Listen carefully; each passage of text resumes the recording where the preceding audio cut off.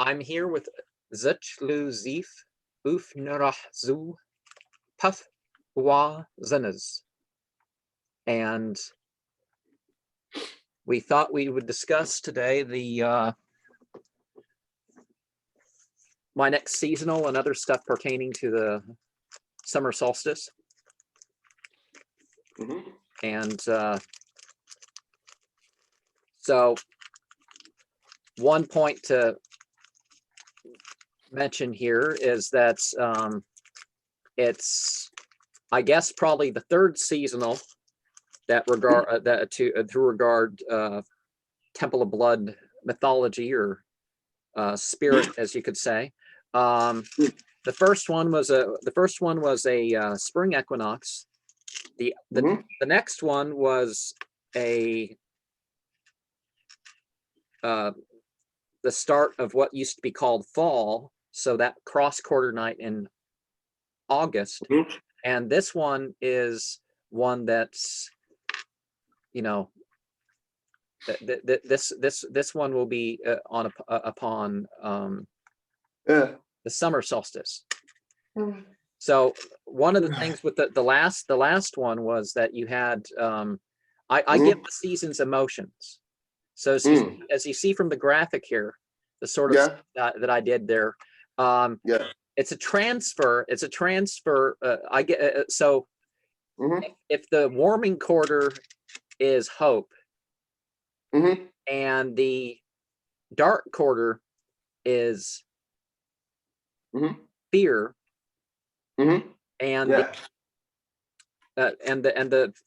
bright quarter is love. The transition into hate, which is why that cross quarter is given particular connotations for some people. Some people say it's more of Beltane, more. Some people say it's Lunasa. That's more of a. But Lunasa gets a bit dark because you end up burning effigies and all sorts of stuff. So it seemed a perfect time for me that. I've never done a seasonal ceremony that talked about serial killers before, so I decided to. And now is the time for it.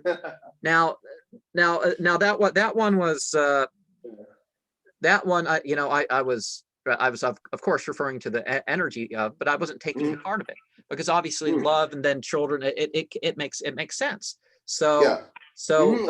Addressing the punish, so directing the energy against such individuals.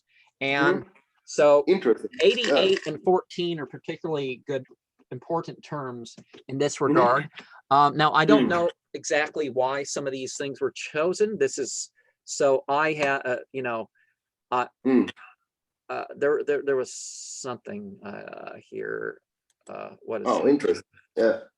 Okay, I had something up, and I don't know exactly what it is, but the I don't know if why 88 was 88 was chosen, perhaps because if you turn to the Quran, there are 88 mentions shayateen. So the devil or devils is mentioned 88 times in the Quran. Really? Wow. So that could be why they picked 88. Okay. So 88 became the repetition, punish, because obviously one of the things that and the 14. So I picked the 14 word chant. So punish was said 88 times, and we must strive for the existence and future of our people and our children. Holy rage. So. That was part of what was going on there. And of course, I don't know how much, if the edges of this stuff kind of gets cut off at times. So a consistent thing that sets Temple of Blood apart is the the drill sergeant gray. Now I think it's more of a race. I think.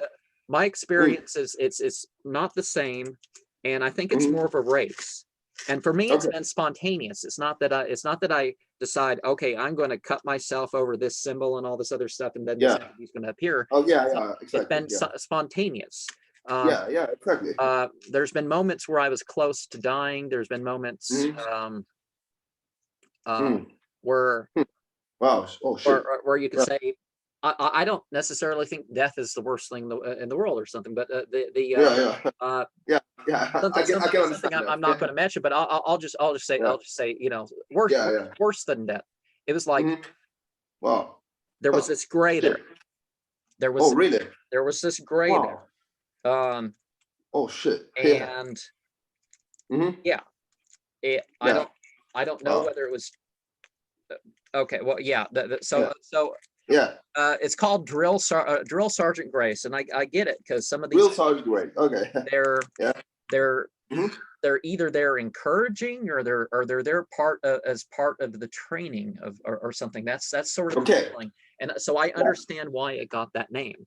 So the chant Lum Tibib Havaxliv Wo Qati Hazi Rum Zapti. Now I'm not getting the fact that this chant includes the words power, knowledge, and presence in terms or position or something in terms of like, I don't pick this. I don't pick the. It's like coeting from elsewhere. Yeah. Not that it's not that anything I don't think he's ever. I can't think of anything that maybe he mentions a spirit that some person doesn't, or he comes up with, or he has a symbol or something that somebody does. But it's as far as what you would call real information or something. I don't think. Exactly. Yeah, gotcha. I don't.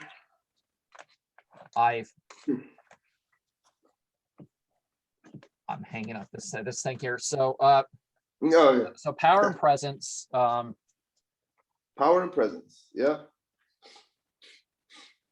you need both. And knowledge is mentioned there, but also the word for heaven and hell ended up in that. Okay. Yeah, that's connected too. Yeah, I see that. Yeah. But then you then you have its name. Okay,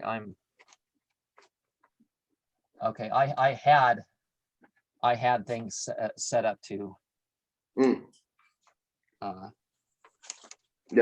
Okay, because I had an extra screen to make sure to block off the morning light so we can. Okay. Because so many times there's this glare. Yeah.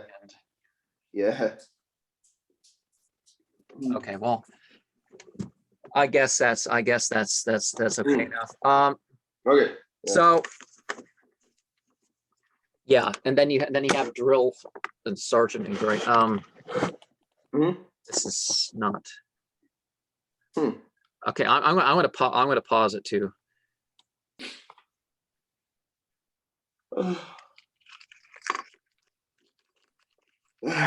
So that's explanation there, because one probably can't see this symbol as much, at least in the collage. Okay. I have included. I got the colors of the world crayons, so I used a variety of the crayons. Crayon. Those wax colored things that you draw with. Oh yeah. Okay. Crayon, yeah. Yeah, crayon. Okay, crayon. Yeah, I thought you meant the god crayon, or there's an angel or whatever. Well, and an interesting thing that you find with a lot of terms is there ended up being somebody in history or something that they formed the word out of, or some entity or something. Like draconian law is based on this Dracon guy, who made these little he had these tetrahedron. He had these tetrahedron things that he had the laws written on. Okay. Wow. So I don't know if that's possibly connected. Why as I was saying, the Order of Nine Angles probably says, oh, they made these draconian law was written on these four-pointed little stones that the guy had, or plaques. I think this guy had put about. So these four-sided things were put up. That's perfect. Let's do that. Let's use that as our symbol. Okay. Yeah, that makes sense. Oh, sorry.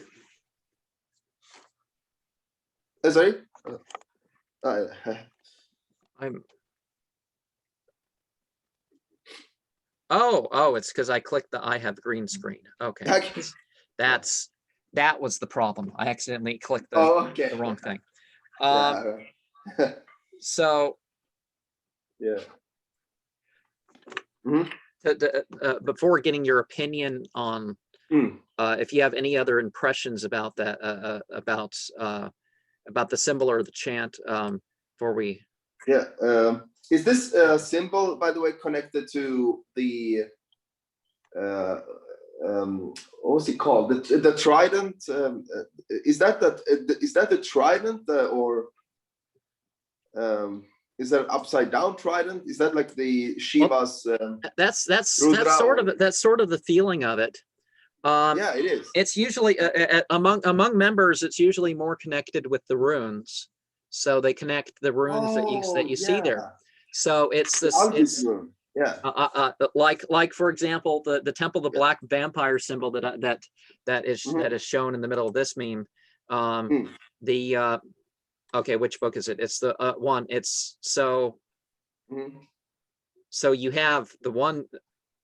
What did I say? But yeah, so you have the meanings of those runes that are encompassed there. So this is typically thought as a rune stave also. So the Tiwaz rune, or however you pronounce it in whatever language, it's basically this, the T. It's flipped upside down. So what are you So you got order. It's the Tiwaz rune. Yeah, you got order, justice, balance. So basically, it's all connected. As a symbol of survival, and particularly now you don't have to put red, white, and black are typically the colors that a person may want to use in doing this sort of thing. Wow, interesting. Hence how I've hidden in white lines in the middle of this. To give it a little glow. Yeah. Oh, cool. Yeah, I see the little glow. Yeah. But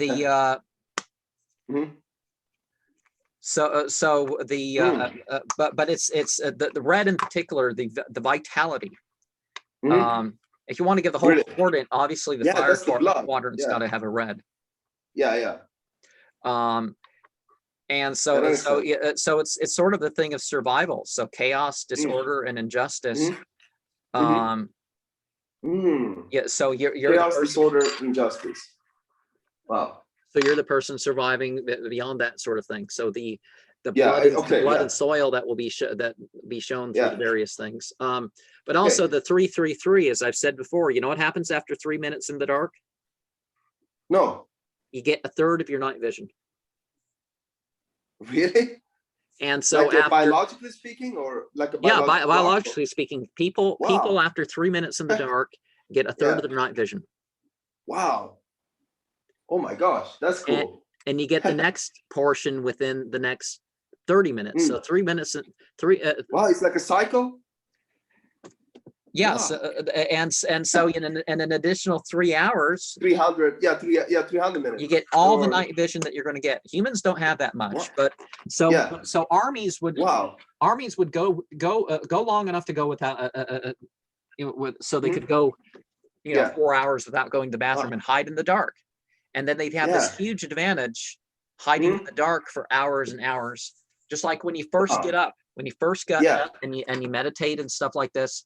When you have your full night vision before you turn on the light and take advantage of that. I mean, I'm not saying hurt yourself or make a mess of your bed or something and you have to go to the bathroom. So is that like a gate to dreams or something like that? Yeah, it's a gate, and it's also like a secret moment. Wow. Now sometimes it happens otherwise, but it's good to try to get one can break at least one of one's periods of sleep to get a good 3 hours 33 minutes in there somewhere.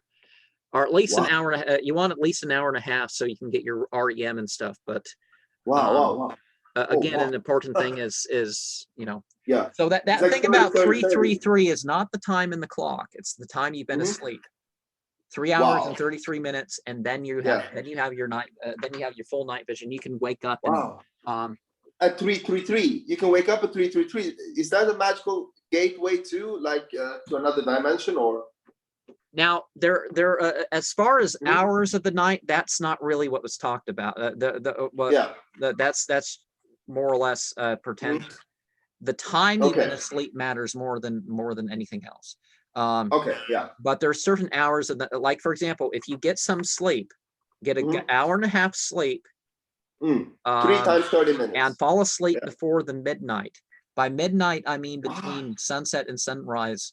You know, not 12 o'clock, not 1 o'clock, whatever the actual, whatever the actual noon and whatever the actual midnight is the case. That is that's the important thing.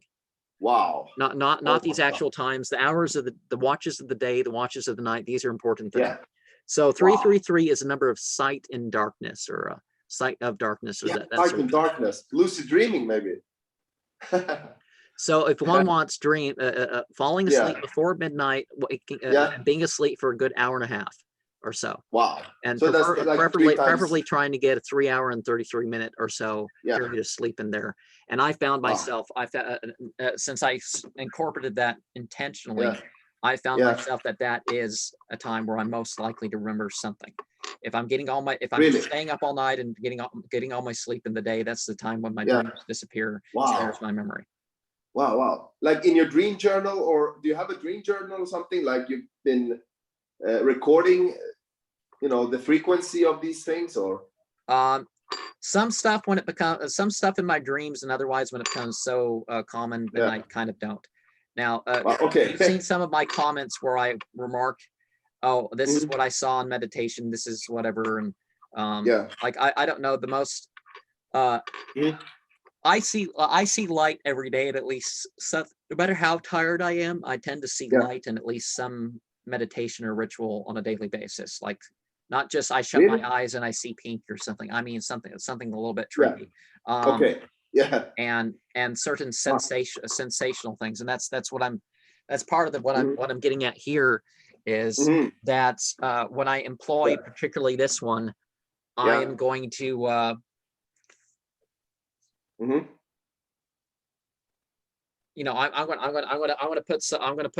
to channel some emotion into things, and it's going to be a high-end emotion at the very least, you could say.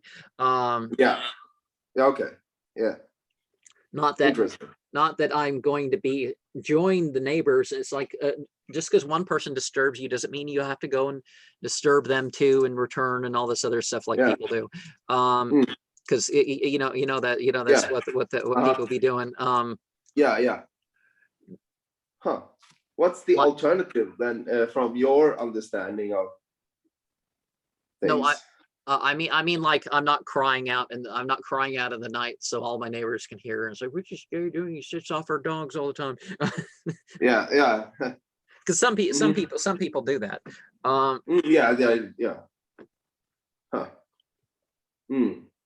But like I just get like when I'm saying I want to kill my neighbors, I just get a picture of the ugly face of that old fart living there who whatever picture comes up.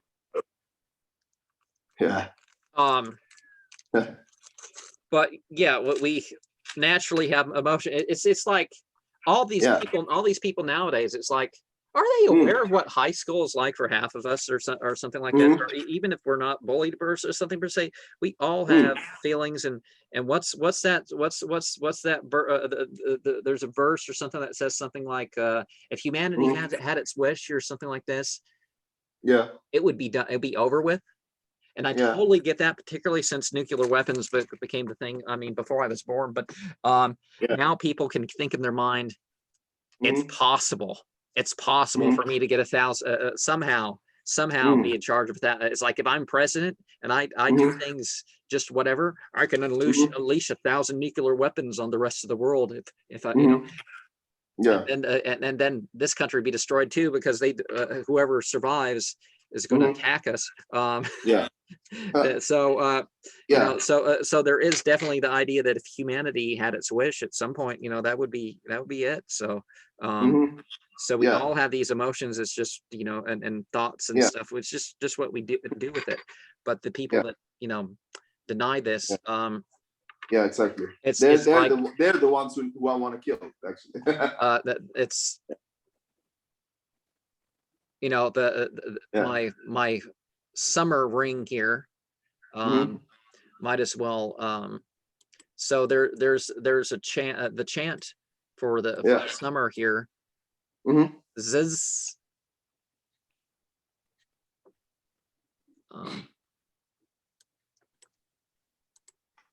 Waspo was fu nuln ease zvi yerg jizb.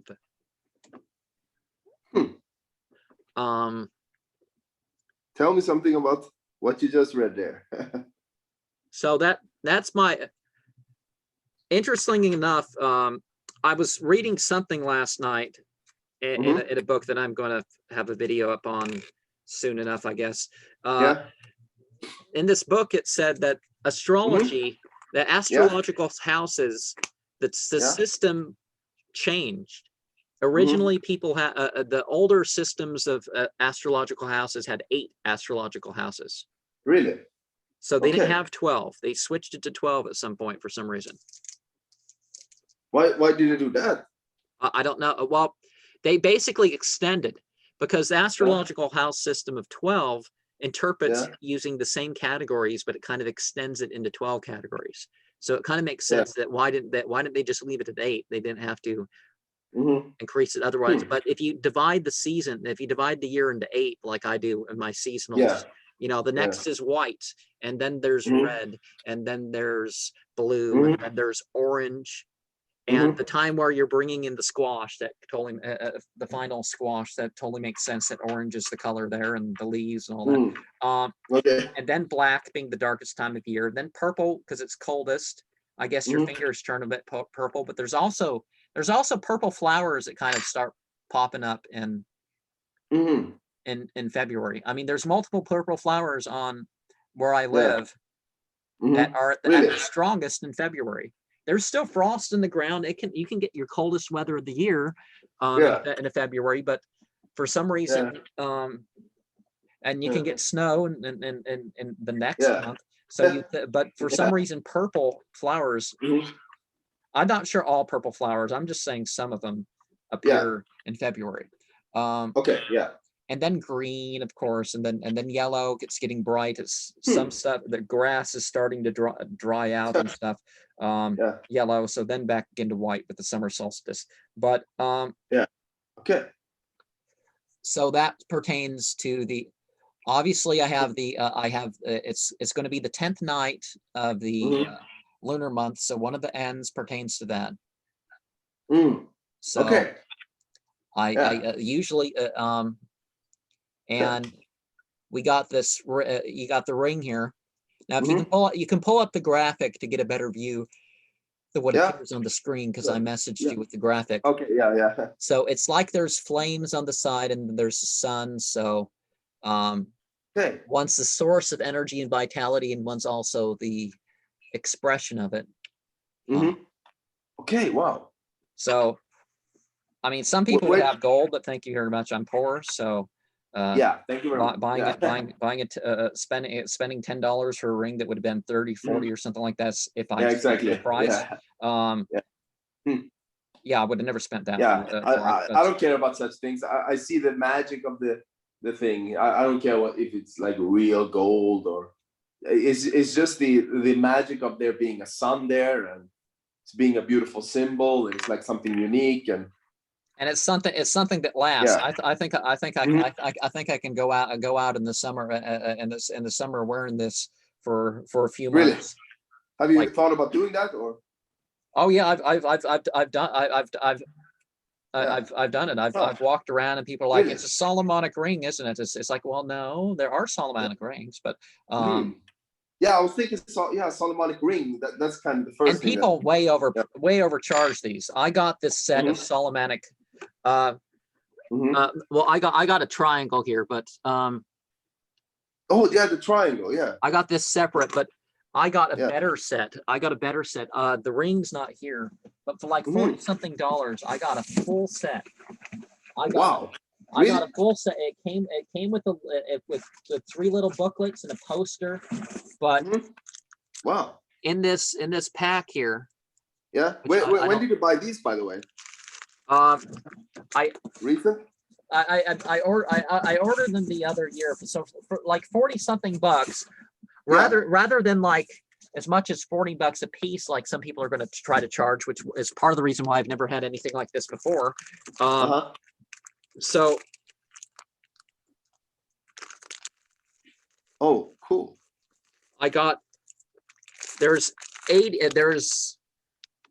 what? Oh, a couple variety of some, and every single one of the Goetia, every single one of the Goetia seals from one of the manuals with, you know. You got that too included in the package. So there's more than one variety of some of them, but for the most part, okay, there's just one. All right. And so there's a ring. I put that elsewhere. I thought there was I ordered one of each. Yeah. Like there's a two-sided version and whatnot. So I only got one. But honestly, these things, people sell them. The price people sell them for.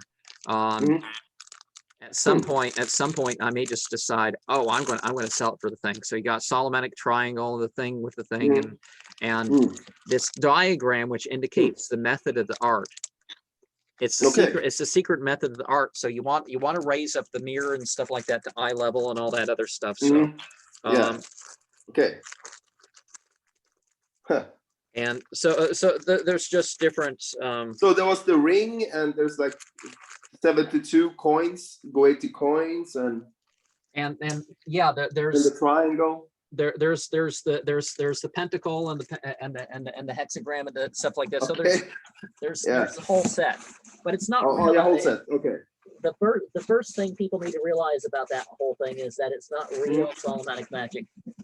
It's not. Okay. If it was Solomon, it was not. Like, for example, with the Bible, it wasn't the Matthew, Mark, and Luke and John that knew Jesus. It was somebody as Matthew, Mark, and Luke and John after. So if Rabbi Moses did this stuff and stuff like this, people may confuse. Oh, it's the rabbi. It's the Moses in the Bible. No, it's not the Moses. Yeah. So a lot of this stuff isn't really pseudepigraphal. It's just over time people got stupid with it. Okay. Yeah. Yeah. But as I'm saying, my intentions are obviously a little different. Hence my terms like. But so obviously the fire triangle, because fire is has that symbol. So they're like one triangle for each, like an air and earth and. Yeah, there's different symbols. So the tetrahedron, of which got to be careful picking these out. So these are approximately four-sided each. They're kind of smooth off in edges there, but they're more of a natural but polished sort of shape. So you sort of have a 1, 2, 3, 4, and you sort of have 1, 2, 3, 4. But it's so these are my bloodstones. So this is the agate bloodstone, and this is the jasper bloodstone. Yeah, that's how it was. Yeah. And I just happened upon this, so I'm about to start a month of brand new books that I don't do this for every month. It's kind of nice to be one of those people who could buy a whole pile of books to read every single whatever. Yeah, that's what you want to do. Yeah. But then again, if you were a millionaire, you would have your own library. Well, I sort of do, and I'm not. It's just taken. It's just taken 20 years plus. How many books do you have, by the way? Like in total. And some stuff I want to refer to repeatedly. So I want to be able to use everything I got per se. Yeah. And I also want to some stuff I may want to read every year a little. So other stuff I may want to read periodically. But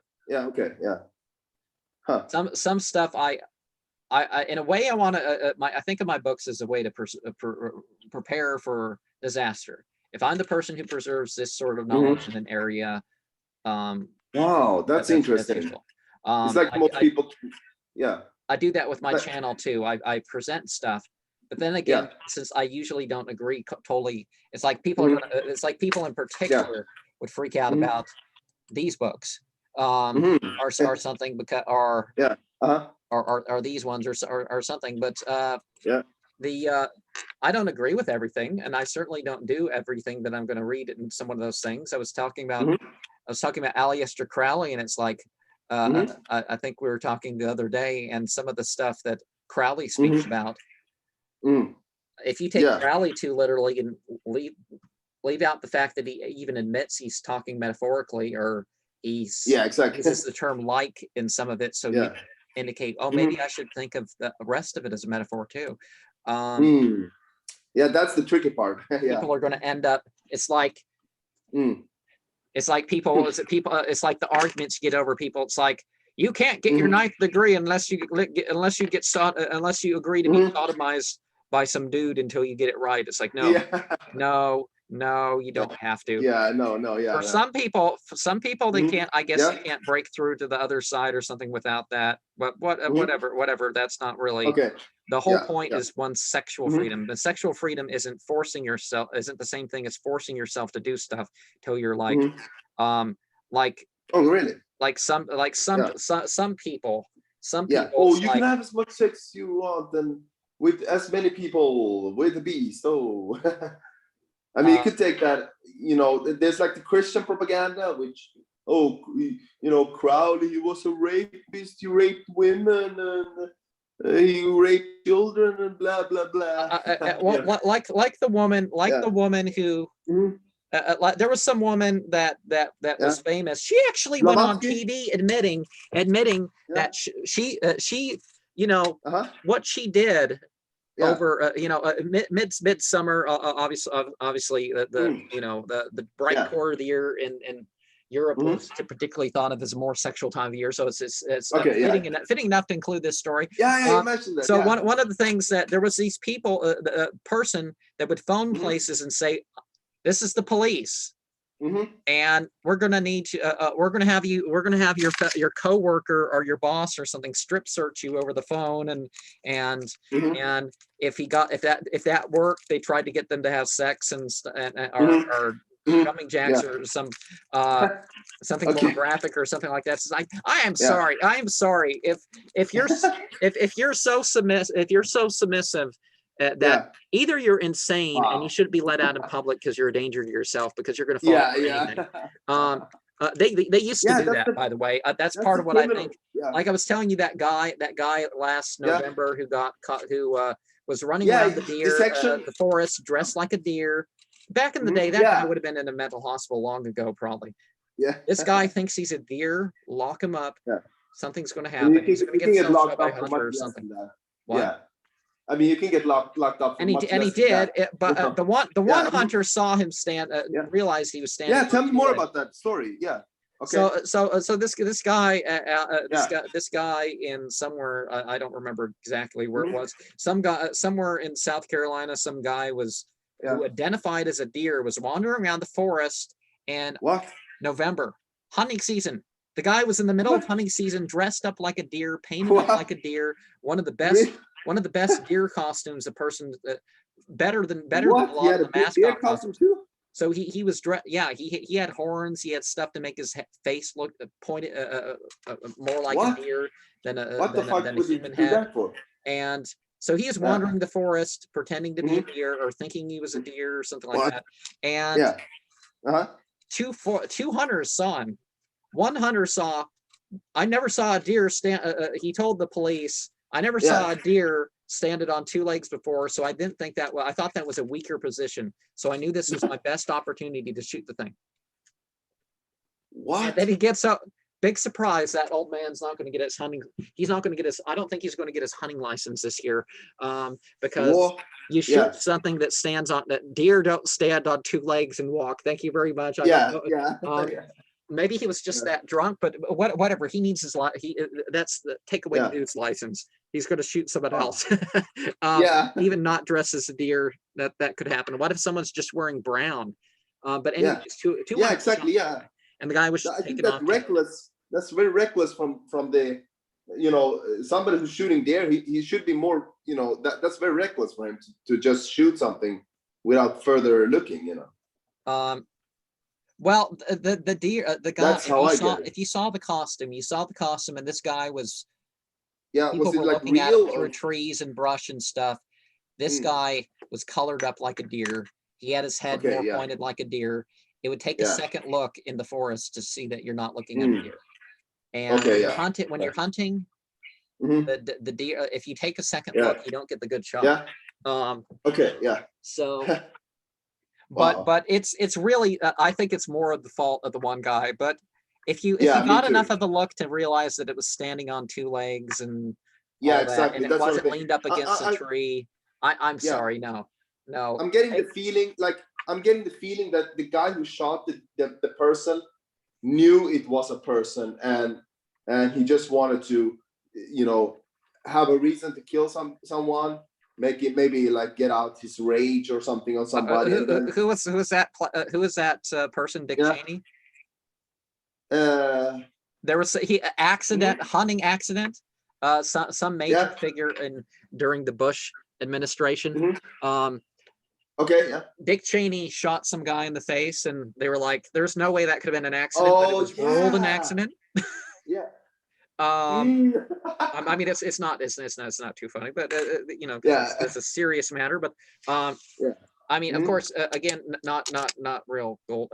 Yeah. Okay. Yeah. But Yeah. so here's a Carnelian point. In the Egyptian Book of the Dead, there's Carnelian and Malachite, I think, play the strongest role of any of the stones. Now, I guess there's any other stones that you could say, probably lapis lazuli and some other stuff you could say could play a role. But the Carnelian point is... What's this role playing? So, what's Carnelian? So the two stones are Carnelian and Malachite. So, I mean, I don't have Malachite out here. I do have a stone somewhere of Malachite, but oh yeah, okay. It's a rough stone, but sometimes one wants a little point, and it's worth okay. But the but what is I'm curious now. What do they do? I want to figure out how many sides this thing has. Okay. So how many it has 13 sides. 13 sides. All right. Oh, that's an interesting number. That's like a very I interesting have a number. crystal that has 19 sides. And okay, yeah. That's a black quartz, and well, smoky quartz is called. Anyways, I'm getting distracted. Okay. So in the Book of the Dead, the Carnelian is at the place. So it's the heart. It's the protection. It's in the company of these things that people call gods. I need this. That I got heart problems. This could be good for me then. I get attacked in the heart most of the time by demons and all kinds of shit. Does it protect the heart space or? Well, symbolically, it's like the Malachite's thought to be so it's kind of like the Earth Stone, while the Malachite's like the Heaven Stone. Okay. Huh. And so, so it's the male, it's the protection, it's being in the company of the beings. Okay. And other is the bestowing down, like so. It's the more directly yoga tantra as a process sort of thing is the Malachite. Oh yeah. That makes sense. Because what does the line go in the Book of the Dead? The sky goddess rains down malachite, and basically it's so the female and the things that happen through the female. So as I was talking yesterday about the I mean, we were talking about the Empress and the Emperor. So this is the Emperor card, but it's different. It's different. It's not exactly in that way. Yeah. But it's a protection. So the other is strength. So strength comes in, and protection. Yeah, exactly. You need both. You need like strength and protection. Yeah, that makes sense. So that's sort of what I think of. And again, again, it's just color. It's color. Yeah. But gold, obviously, in the brightest time of year, makes sense as that symbol. But yeah. I'm not even sure if it's brass or something. Some of these things are particularly when you look for clearance, because that could be why it's clearance, and you look at thrift stores and you don't know what you're getting at thrift stores, because you can't really go to a thrift store with metal tester and all that other stuff. But I have found silver and stuff. And silver's great because it always, unlike gold where you have to have a lot, you can pretty much hand over something that's an ounce silver and get an ounce worth of money, or at least half that. Gold, you can't do that. Yeah. But Interesting. one doesn't want all this lead stuff and whatnot anyways either. Okay.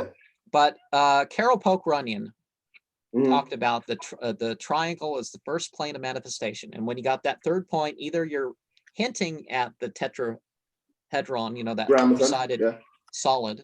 But you could be just referring with that central point, like you've contained it. You've contained the projection. Crowley would do all this stuff, stepping outside the circle and all this other stuff. The circle doesn't protect you. That's the whole thing. The circle and none of it. It's not what protects you. It's but you give things a context in your own psychedelic experience at the very least, if not something spiritual, kind of. So the likeness, the fire, you can break things down to their level. I mean, to their letters and their levels and all that other stuff. But one totally understands where this comes from. Like you break down in ideas. You know, the host, the existence, the you know, you got the idea of noun and a verb. You got the idea of is, was, and will be. Okay. And sort of a same. Is that the three is, was, and will be? Past, present, future, and oh wow. And you got that, and you have, you know, entities of like having this, you know, on the side. Interesting enough, you know, Michael has the most variation of any of the quadrant angel names. Really? Michael, you got the archangel, or you have them called Mikal, Mukal, Mishal, Mushal. So each of those ones has a little bit different of a connotation. And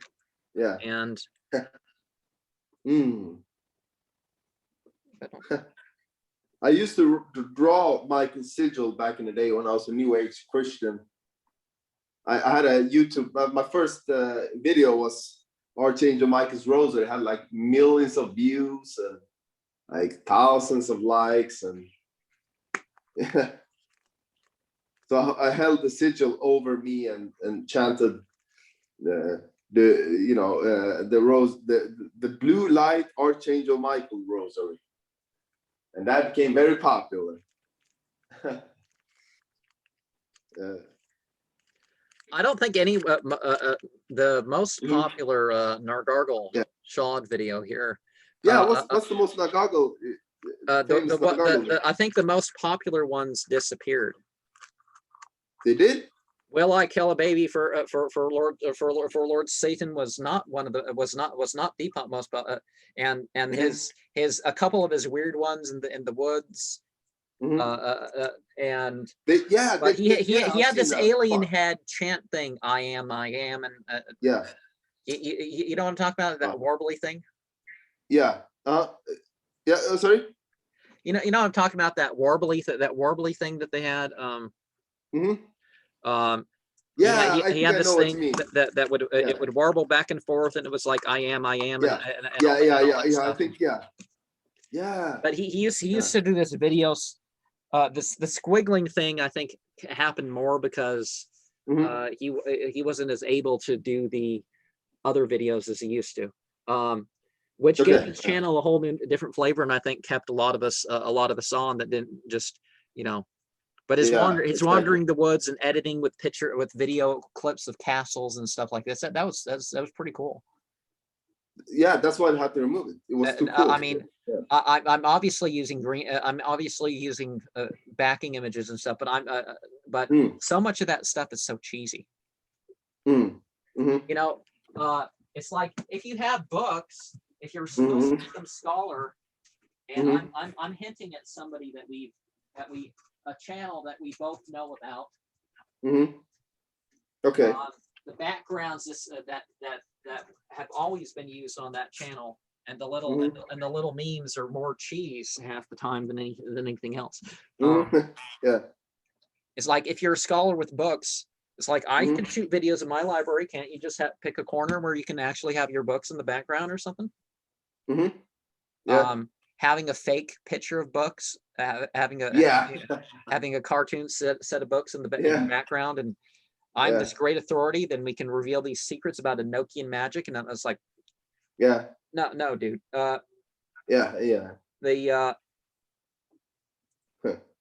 So that was one of the things there. If you pull up the graphic that I have here, you can see this in better than what we see on here. Yeah. And so I was wondering before we get into the more artsy form of this seasonal that regards the tools of blood and soil and your feelings and your transformation and progress as a soul without being distracted and misled and interpreted by what others are throwing in and what may be contrived and all that. That's what I'm addressing in the collage. But if you scroll back in the chat, I sent you the pictures so you can get a better look and maybe even enlarge in your. Okay. Cool. Yeah.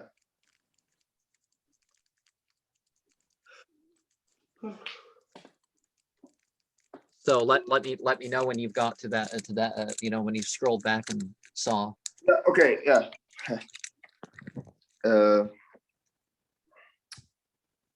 So how do I get back to the chat menu or the screenshot or? Okay, I'll pause and. No, I can't find it, man. Okay, because you should see it right after you said something about Facebook. There's two graphics there in the chat. Really? But how do you get back to the chat? Do you have to leave the room or? You just have to the Zoom meeting. You should see two different folders of Zoom. So the Zoom has two different tabs or windows or something that would open. No, it doesn't have that on this fucking phone. Or maybe it's just hard to think. But okay. Anyways, we have. I'm just gonna pull this up privately, separately. So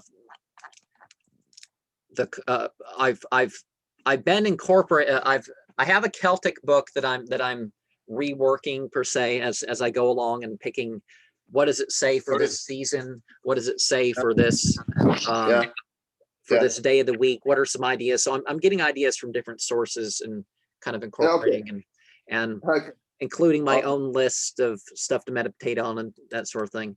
So but one of the things that sets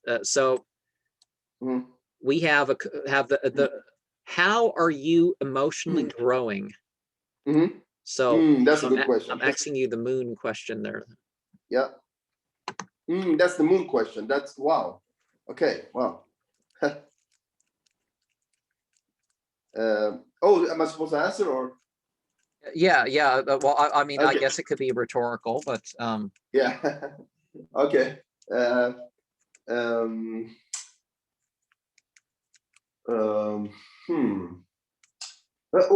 What was the question again? I got a blackout somehow.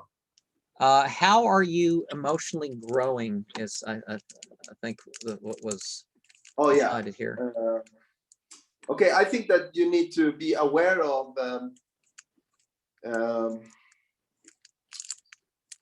you have to be very aware of subtle changes in your body, in your mind, and be able to know the causality of those changes. What thought or belief system or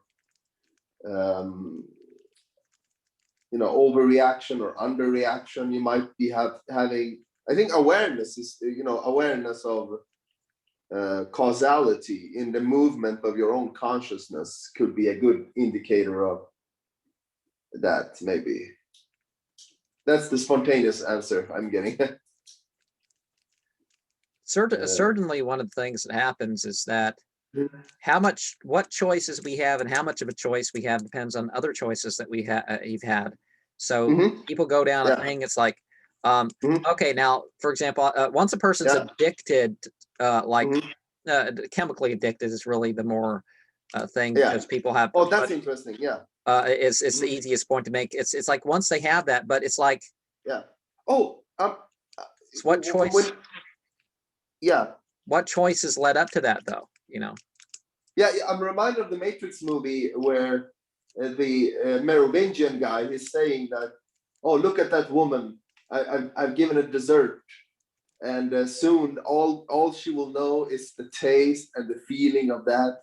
And so choice is an illusion, and the only thing that really exists is, or basically that our choices are mostly guided by what gives us most pleasure, or I find that interesting. Well, so much of it's not even an overall thing. It's like it's less pleasure, but in that moment. Yeah, exactly. Yeah, it doesn't have to be overall. Like I don't know why it suggested this thing of this woman that she her father told her her father asked her at 13 years old, "You want to sniff my gas can?" And ever since she's been sniffing gas, and at 40 years old she has a memory like she's twice her age. Because I mean, probably before my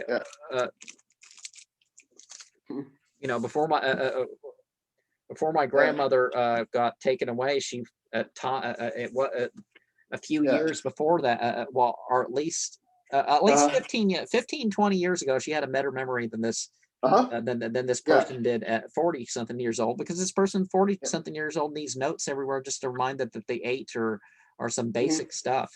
It's like if you're going to the grocery store to buy cat food every week, or food of what sort, you don't need a note, but she needed a note. So and now it's good to have notes that go to the grocery store, because it really, take one trip. It's people spend money on gas and all sorts of stuff. And then you feel if you don't get what you need, you get stuff you don't need, and you end up with issues. You end up spending more money and more time, and you're just more slave to the thing. But it's like it's like I mentioned drugs because people like, well, maybe you can't quit just when you decide to quit, but you started right. So you start in the heart, and the further you go along, and behaviors other behaviors are like this too, because you have feelings. You have feelings, and those feelings and emotions and thoughts drive further repetition of those actions. Whether you're drowned in guilt and shame, or there's damage or something, there's something in it that continues to motivate you to pay past whatever those costs are. And so people, they start down a road and they just don't know where, and finally they break through. And that's part of the thing with some groups, is they want you to but this the control it's largely, they've set up a system that once you fall down a couple things, and the way your body is, once you open up, when you have an opportunity for a choice here and here, but you aren't going to have a choice there. It's like plenty of stuff happens that you never intend to do this stuff or let this stuff happen, but it's because certain choices have been made open. Now I'm not blaming victims for being victimized or something like that, but I'm saying something different. I'm saying in terms of what they have personally done, it's like one door has been exactly. It's like it's not my fault. It's like, well, how many times did you get drunk before you became an alcoholic? Exactly. And if you're really willing to smoke cigarettes and do adulterated drugs until you get sick, and then you're finally going to do it till you only notice that you're high, and then you're going to get sick all the time, and the time that you were only high and you didn't really notice that you were sick, that motivates the whole thing for your whole life. People their whole lives, the whole rest of their lives, because I think that they didn't feel like they were sick the one time. I usually say that responsibility, many people, especially, they never complain. It's like they always say, well, you're 100% responsible for everything that happens. I usually say, no, it's 50-50. We are always 50% responsible for our choices in our life, and 50% victim. it must be a balance between the two. Most people think, okay, you're responsible for everything, but no, we are victims of what the government does to us, and what the media does to us, and you know, all these influences, and you know. Yeah, a person only gets so much. Yeah. People get opportunities, or people are put in situations. What they do is one thing, but again, it's like they only have so many options. Yeah. Or they only know of so many options. So. Yeah, that's right. So I would say you're they only responsible know for that. choices, but then again, it's what choices you've been given to make. Yeah, yeah, that's the key. Yeah, I think, you know, people have been programmed to. I think this irritates me. Like, they never complain, and they never see how to what degree they're victims to anything. They just want to believe this culture of strength where, okay, you're responsible for everything that happens, and you know. Well, it's like we have the solar question here. What is your source of courage? And that source of courage, if it's false courage, then it breaks through. It's like these people who think there's no limits in life, and it's like there are limits in life. Yeah, there are limits to life.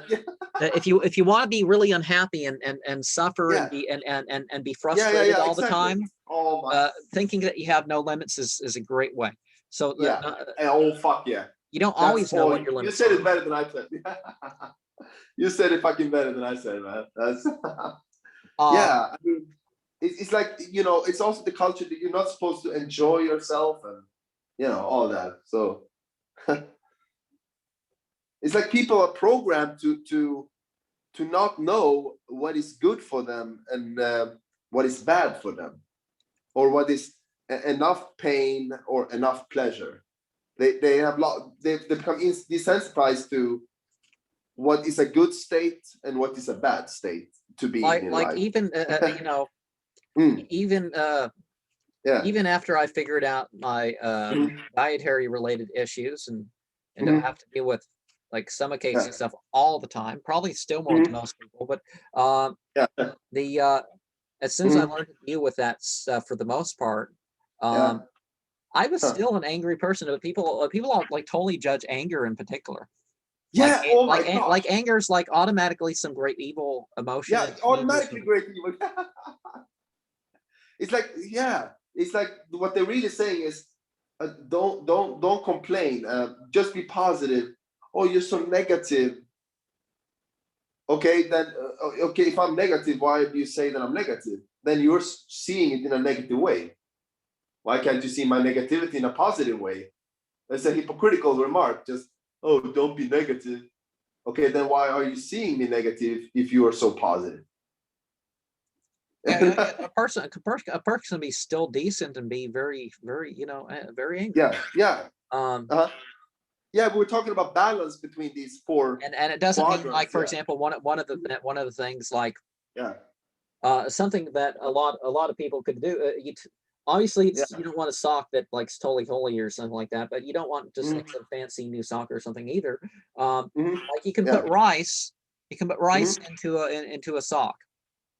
So you take a cheap sock, you stuff it with rice, and you can hang up the rice, and that's a cheap source of a punching bag. And you can end up hitting it hard. You can end up hitting those things hard enough that you get these microfractions, but it fractures that makes it so. But you build back stronger. Now, when you're you only want to do this till a certain age in life, because then you really. But it's a source of a punching bag, but it kind of hurts, but you kind of get used to it. So, because obviously when you do get in a fight, it does kind of hurt. Hurting other people.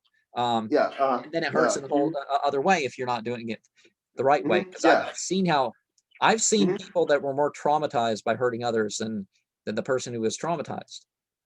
That's right. Because it's like, oh yeah, they know what they are. They know what they did. That's the whole thing. Yeah.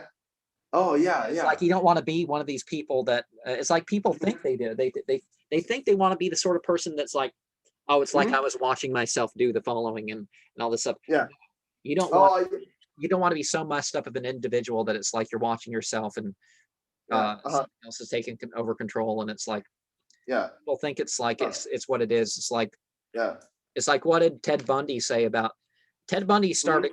I don't know if he first killed a man or whatnot, because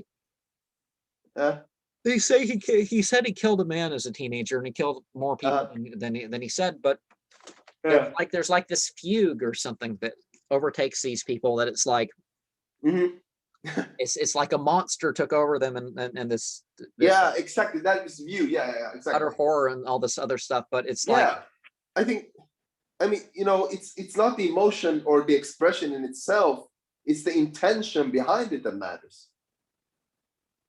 That's what people, they get afraid of the expression, but failing to see the intention behind it. You can be your own self. You don't have to, And of course, what exactly. didn't work, that it's like, you can be rather your own than self. either owning what he did by accountability or whatnot, it did not make things better when he tried to drink away the it turns out when he really developed a drinking problem, he was at his worst.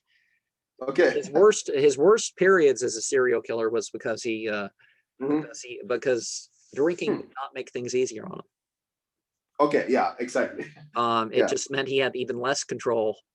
And exactly. I think control is a very important aspect of this too. I think especially those who say don't be angry, it's like the more in control you are of your anger, or the more aware you are in your anger, the more they seem to be offended by your anger. Like if it's like alcoholic anger, then it's okay because you're not in control. It's like they're afraid of your anger. Like, that's the garbage too. It's like you just have to be on, and you're not responsible. It's like, no, you're responsible for both. For both, not for none of it, for both. Exactly. What the fuck? And wow. And then people make it further by saying, "Oh, just take psychiatric drugs instead of drugs for the same purpose, and we'll justify anything you do, and we'll lock you up for a couple months and readjust your meds, and then you can but that's the same as alcoholic anger. You're not in control. That's the kind of anger you should be afraid of. But they're really afraid of the anger where you're like powerful in it. You're in control in it. They don't want to be like scrutinized or shown their bullshit or Wow. Interesting. And so you can see better in the graphic because some of it, of course, is cut off. But I've arranged the theme. I've been arranged. Sometimes I do it on the spot. Sometimes I do some of it before. There's bound to be something on the spot. But so I arranged some of the. As I said, I actually intended to go to sleep 2 hours. But have you been awake a long time, or?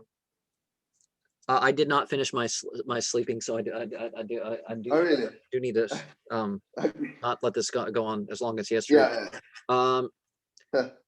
But so I've weaved in the themes that I'm going to weave in.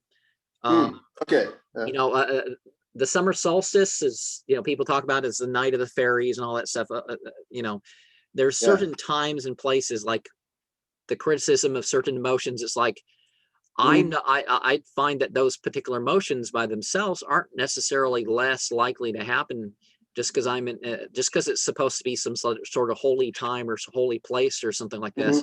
I mean, I haven't gone to Mecca or Jerusalem or anywhere like that, but there are some places that people that are more so than others, but I'm like,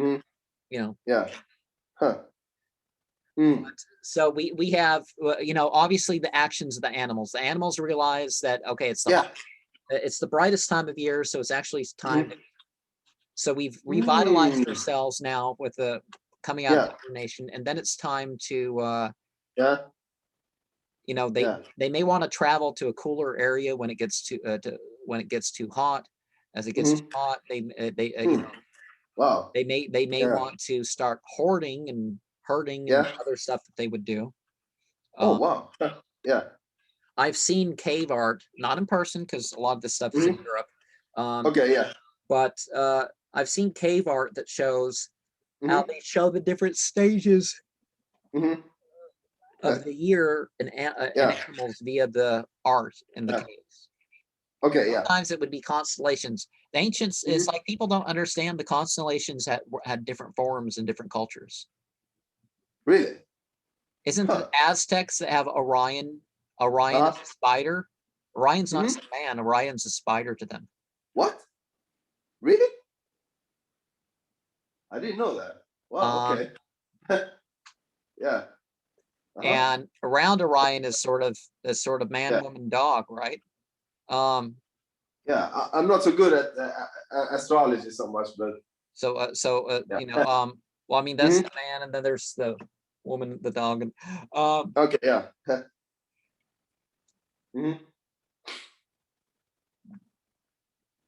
Oh. But so you know, we got you know, it's you know, one's got to get in touch with one's own motivation, one's power, one's, you know, one's lineage, both in terms of spiritual. There's different types of lineage. Okay. And it goes beyond, but you do have your material culture and your ancestry that are things to draw upon. Oh wow, interesting. Yeah. But my ancestors are very angry. My uncle, my father, they were like really angry. So maybe that's why I'm so angry too, because my ancestors were, you know, Irani people can be really angry when they're angry. Well, was that what you meant, or all these years of being sanctioned and being the tool of a fight between Western powers is not really oh yeah, not real it hasn't been good for you know. Yeah, either they're being sanctioned or they're being you know, let's give you weapons, let's put you in a position to better fight this other group, which will represent this group will represent the Americans, and we'll be represented by you. And that's what's been going on since before we were born here. Okay. Yeah. But so it's the shortest night of the year in the northern hemisphere here. So obviously there's declining. So every color of decreasing, a reliance. All these things are for I'm not being terribly articulate. So all these things are for one's enlightening.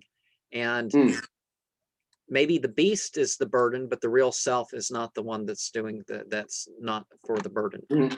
But one's regarding the here and now, one's regarding the future. Oh, that's interesting what you said there about the real self, because I think that emotions like okay, I can say one thing I've noticed. Maybe you can say something about it, because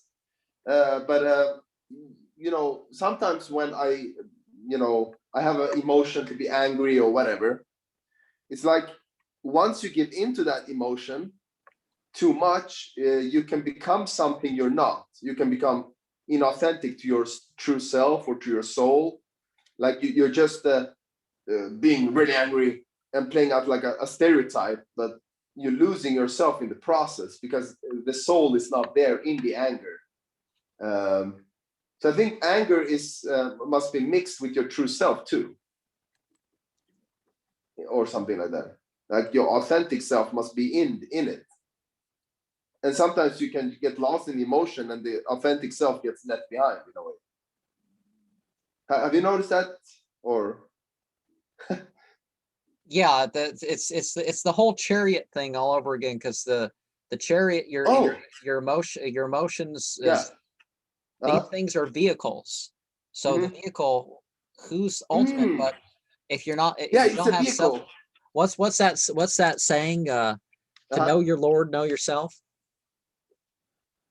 Oh, yeah, That's what they mean. Well, this thing, ye are gods or something. Well, that's kind of not. That's kind of overstating it. But the whole thing is that we're the primary vehicles. It's like calling up goetic entities and and cursing them and all sorts of stuff. Is it's coming through you. It's coming through you. So what do you think? Oh, wow, yeah. When you're all, oh, damn you, and you're it's do what I say, and but it's like yeah. I think but you find your body of comfort, it said. So illumination and the body of comfort and that sort of things put in the thing. Oh, wow. Yeah, exactly. But so it's the Nox et Lux. So the gleaming, you have a dark, you have your darkness, but it's you're shining forth on your own power.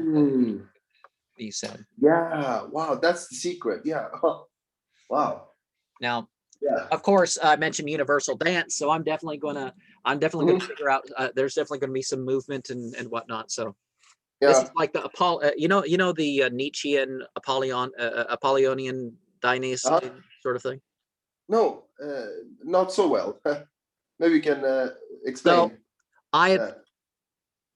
I used to do in discussions. So I'd have discussions and we discuss our understanding and the basic direct meaning. So the knowledge and understanding that directly applies to it's much more when it's discussions, right? It's much more valuable way of learning than just reading a book, I think. So that's one of the things that went. Now I went over and did basic meaning for a shorter video than what we've already talked on so far. Where I scanned over the whiteboard and I looked over the collage and I basically said, what do these verses mean? So in short, the verses just talk about, as I said, blood and soil. It goes beyond that. We're in charge of our own transformation as souls and beings, and but the blood and soil are tools that we're we're in a situation that we're responsible for using. So moving on to one of the more dramatic aspects of here, because I guess it's sets into full symbolism. So what is this? What's this all make you think of? Sorry, what do you say? Oh. I switched the graphic, and of course I've sent you the graphic in the chat so you can have a better look at it. But I mean, I can see the graphic. If this is the graphic you mean, I can see it pretty well here. So there is the seasonal chant in the upper right corner that I've added to the picture, and I've also added the Drill Sergeant Gray chant into the side of the picture in red. But oh, really? But we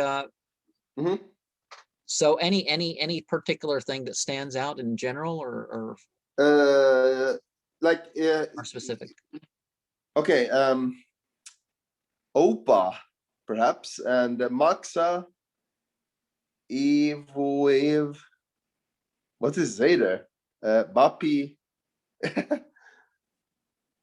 There's some interesting symbols there. Maybe you can. The Greek. So I obviously couldn't include all the verses. I know the Greek alphabet, by the way. Did you know that in my head?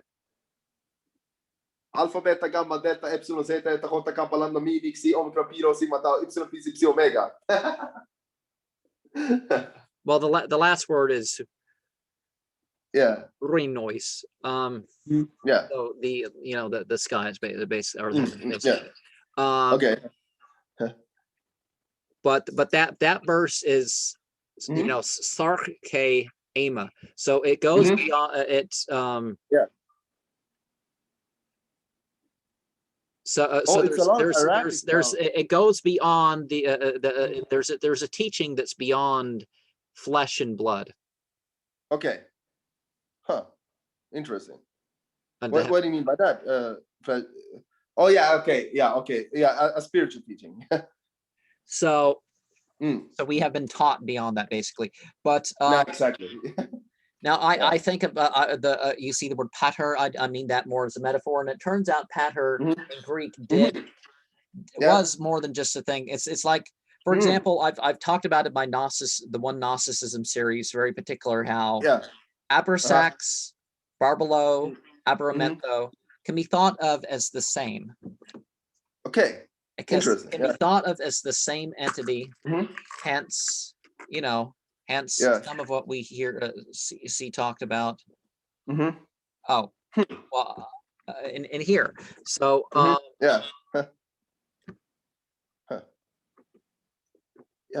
So the oneness same tomorrow with the thing, but so we have the Abraxas or Abrasax thing, and we really Abrasax, Barbelo, Barbelo down there, and you have Aberamento. But you don't have to think of this as some father, mother, child, or whatnot. You can think of these terms go beyond that. So we have the most minute, you have the most minute, the most specific, the specific thing. You have the, well, what those terms mean, but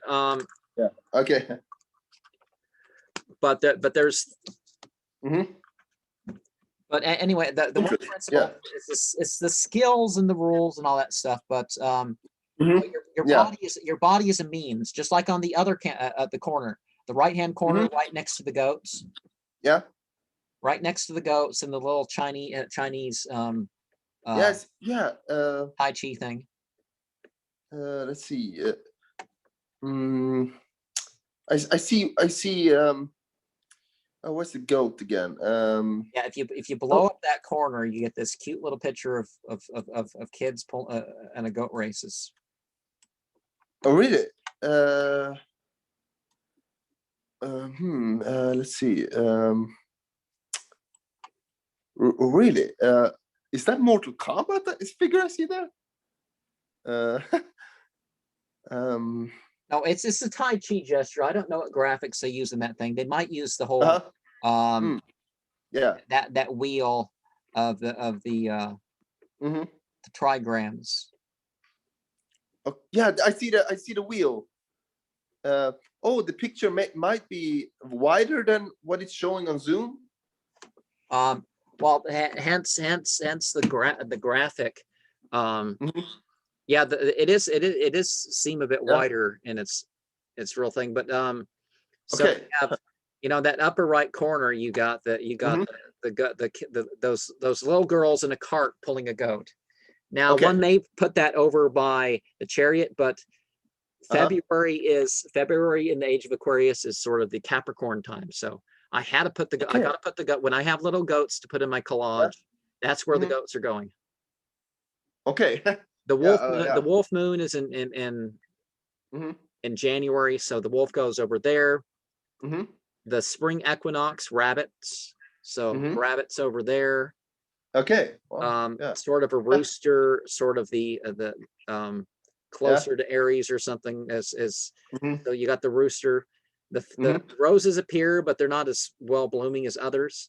The most charitable time of year where people have the thing. So people will give food-based charity in particular, and then you have another set of hands. Oh wow! Closer to the equinox, to the solstice point. Okay. Where you have it's intense light and whatnot. So elephants in the grass of Africa. You got measuring out things, because then the big time of pilgrimage and the message and whatnot there. You got the 4th of July, and you got a sea turtle. You got over between the rose and the pumpkins, you have a box turtle. You have 2 skeletons. Well, actually 3 really. You have a triceratops. Triceratops. I see it. Yeah. Which is mounted by a saber-toothed cat. Oh yeah, I see it. And the so Litha. So obviously two monuments, Bryce Canyon and the Horseshoe. You'll see next to the above the Tyrannosaurus Rex by the thing. Yeah. I see it just right above it, right? And the eagle, instead of being at the top center, I have it at an opposite point. So you drag the stone, the pile of stones.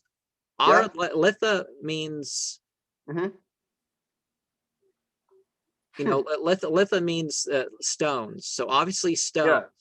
So drag the stones down to the middle. Well, I mean, you can't do this graphic wise with opening up or something.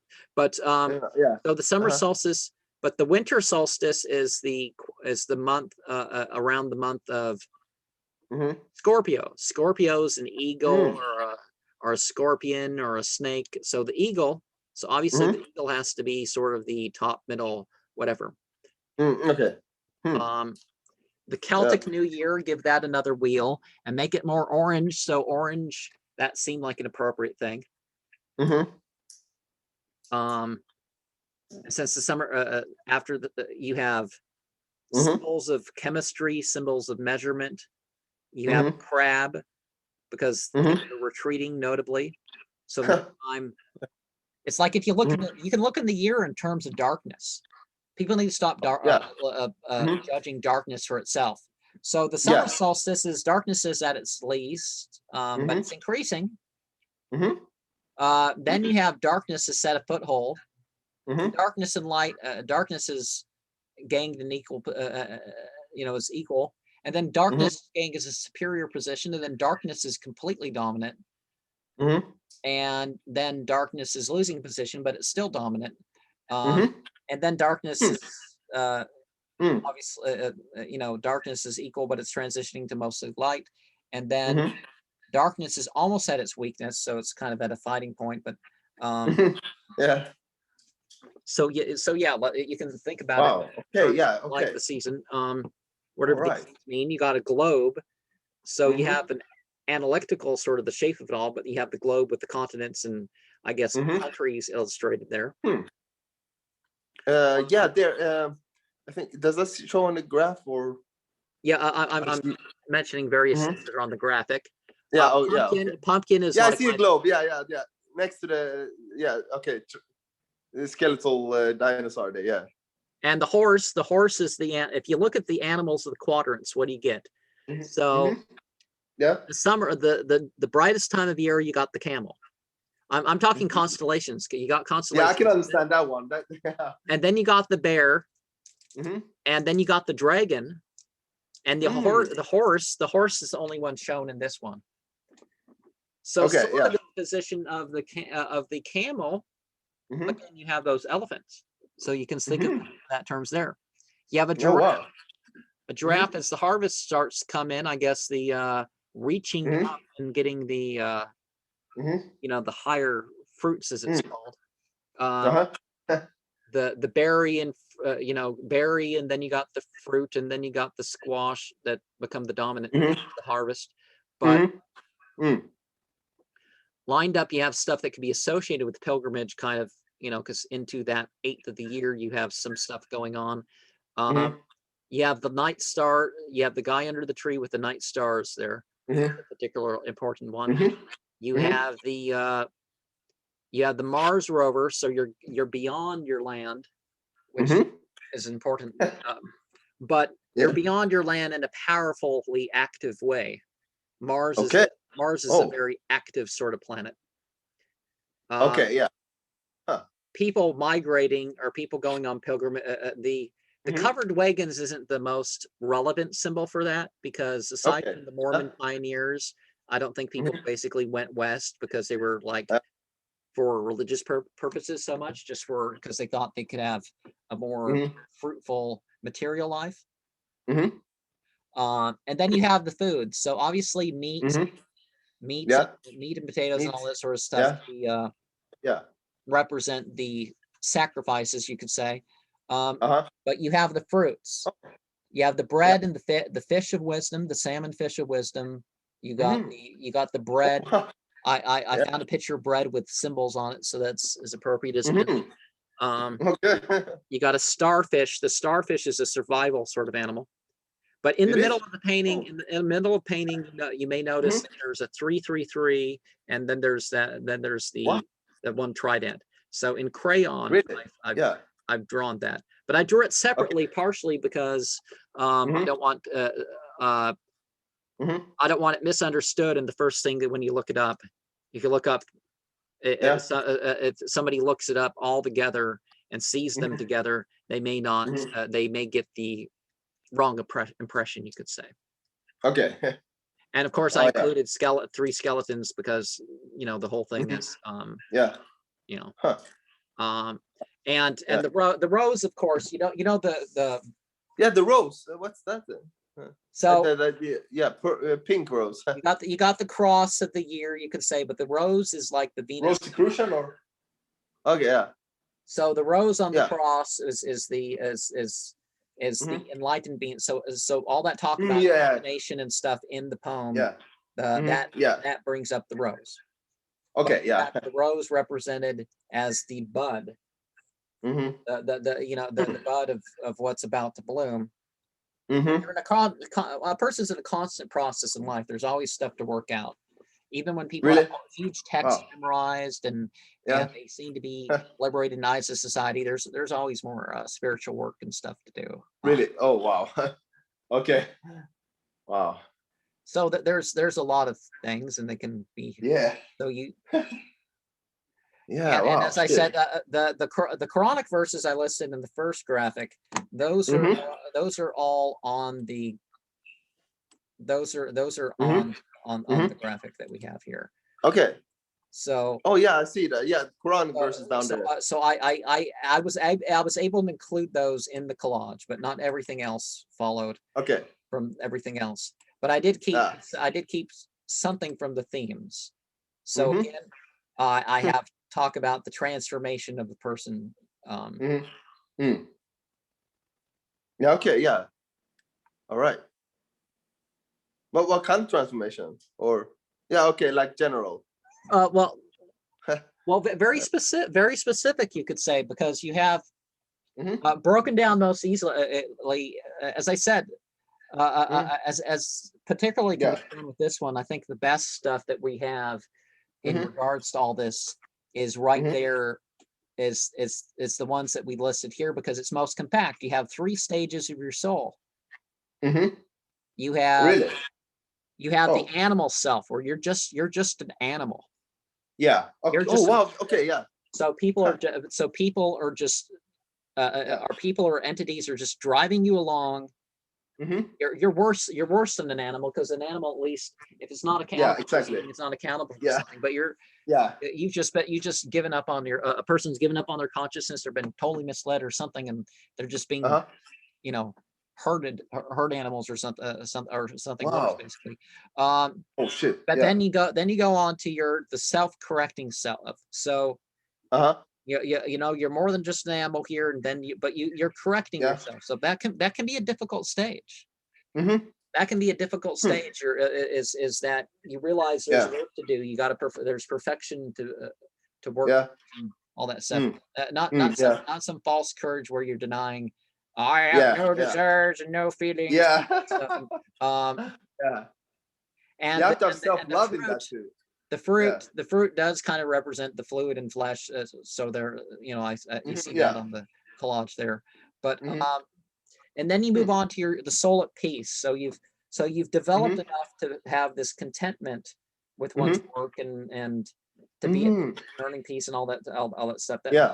Acceptance and surrendering and And it's not just what a person decides. If I only have this, I'll have peace, and then you don't. And exactly.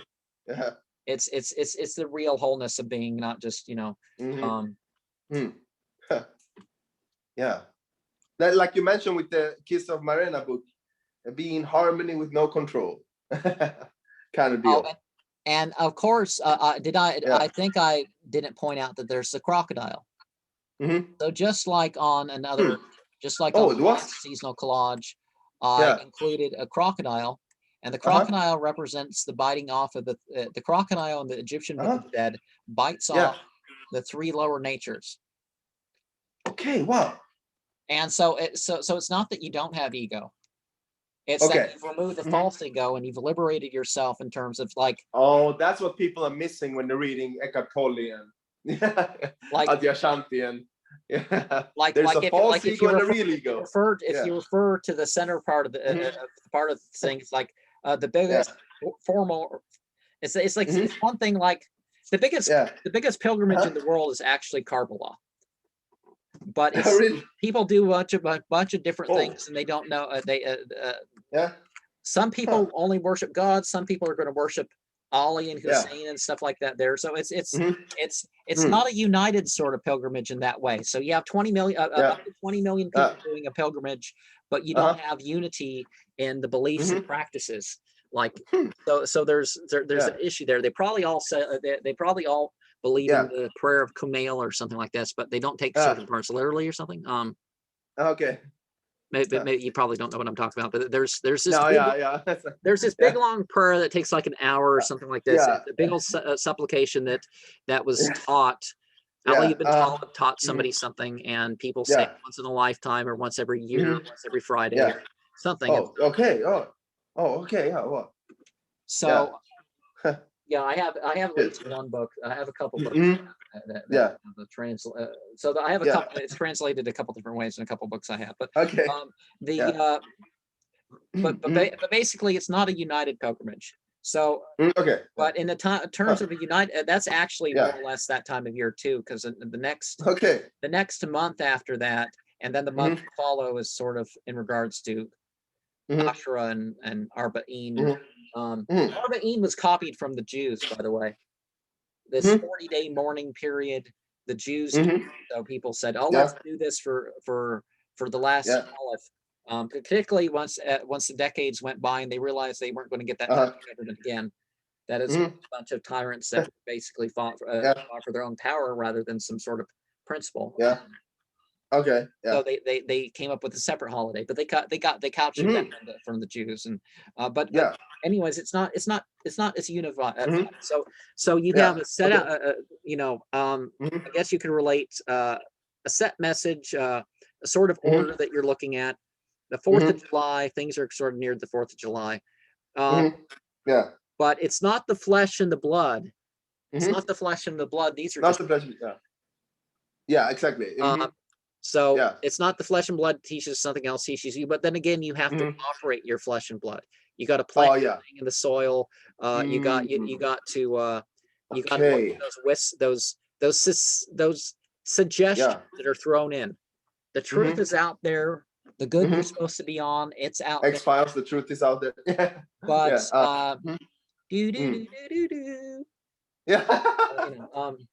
yeah, exactly. But so much gets thrown in. It's like if it's a messed up theory, it's actually a theory. It's because there's some truth in it somewhere, and that's how people treat it. There's always some truth in it. Yeah. You got to strip it down to its bones, and that's the key. Yeah, strip it down to the bones. Rather than some cartoon dinosaur. Well, what about what we really know about the dinosaur? We want their flesh and bones, maybe some feathers or whatever. Oh fuck yeah. So people settle for intellectually lazy approaches to things. They really don't want to know the root of things. In a way. Like with the dinosaurs and with nothing, they just I read in a book and it says this about the dinosaurs and I settle with that. Like the genuine search for the real thing is really not there for most people in anything. Except for Nagagel and you, of course. I make a exception there. Plenty of others, and I think one of the things that happened, like one person that we've obviously talked about, there's he's at least made things possible for a series of other people to sort of their path. He's motivated some other people, so people could say But I think it's a sell. He's actually, I think to a huge degree he's actually convinced himself of a lot of things, whether he believed differently or not, or at sometimes. But yeah, it's not about it, but you indulge in it. Obviously, you know, a straight up fish, bread, fruit, you know, was those peaches or nectarines, or what did I put there? But What? the indulgence, the sheer indulgence of watermelons are huge. Now you shouldn't just consume so much watermelon that you have your that the sugar and the potassiums cause your heart to go off and blood pressure not to, because that happens to people left and right to consume so much. And Really? if you're able somehow to down 15 pounds of watermelon in a day, you might end up in the hospital. Really? What? Or at least uncomfortable laying. Some people do. Some people consume just so much watermelon that. They're vegans. They consume 20, and they don't have all the vitamins, especially not the B12. Well, that's actually not so much a thing. But when they're consuming these transformed things, it inhibits the body to produce what they need from what they're producing, going through. And most of the vegans aren't vegans. They have their meat and their milk products. They'll eat around the meat. They won't drink straight milk, but they'll have milk and something. Milk can be in my dessert, but I can't drink milk. No. Even when you get more milk from your sauce and your and all this other stuff, they'll add a cup of milk into a loaf of bread. They'll eat a loaf of bread. It's like, but you can't have 1 ounce of milk outside the group, but they can. So, you know, whatever issues they're having is whatever issues they're having. It's like they're contradicting their own body. Their own body says, okay, I need more than just vegetables. And, you know, so they contradict that feeling that the body is not complete. And so they like, okay, they add something extra to it, which is animal product. They have all these transformed things. So, now fries and shredded meat fries and ground or shredded or some sort of meat there.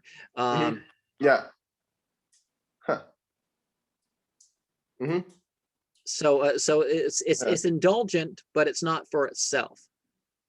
Or it's taking part, but it's controlled and austere or something like that, like the breadfruit and exactly. It's preparing. It's like nowadays. This is the time to gather up nuts and dry them and stuff like this if you can find them. Yeah. Okay. Wow. What nuts do you have at home? I'm curious. Hickory nuts. So it's like a less viable form of pecans. Okay.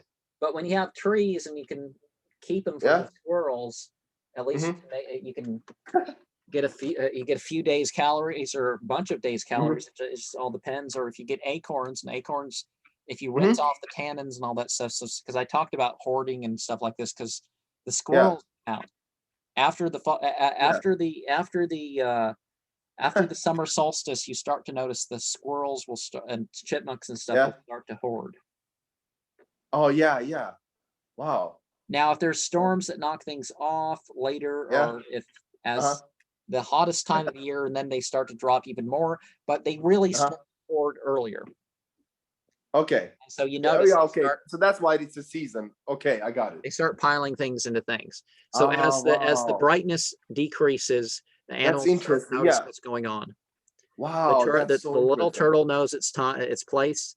You know, it's been born. It's time to go in the sea. Yeah, we're talking about seasons now. Every animal for different seasons. Oh yeah. Or it lays its eggs and it returns to the sea. Everything is a cycle in that way, like ecological cycle. It goes with the ecological cycles really go with the astronomical cycles in a way, or.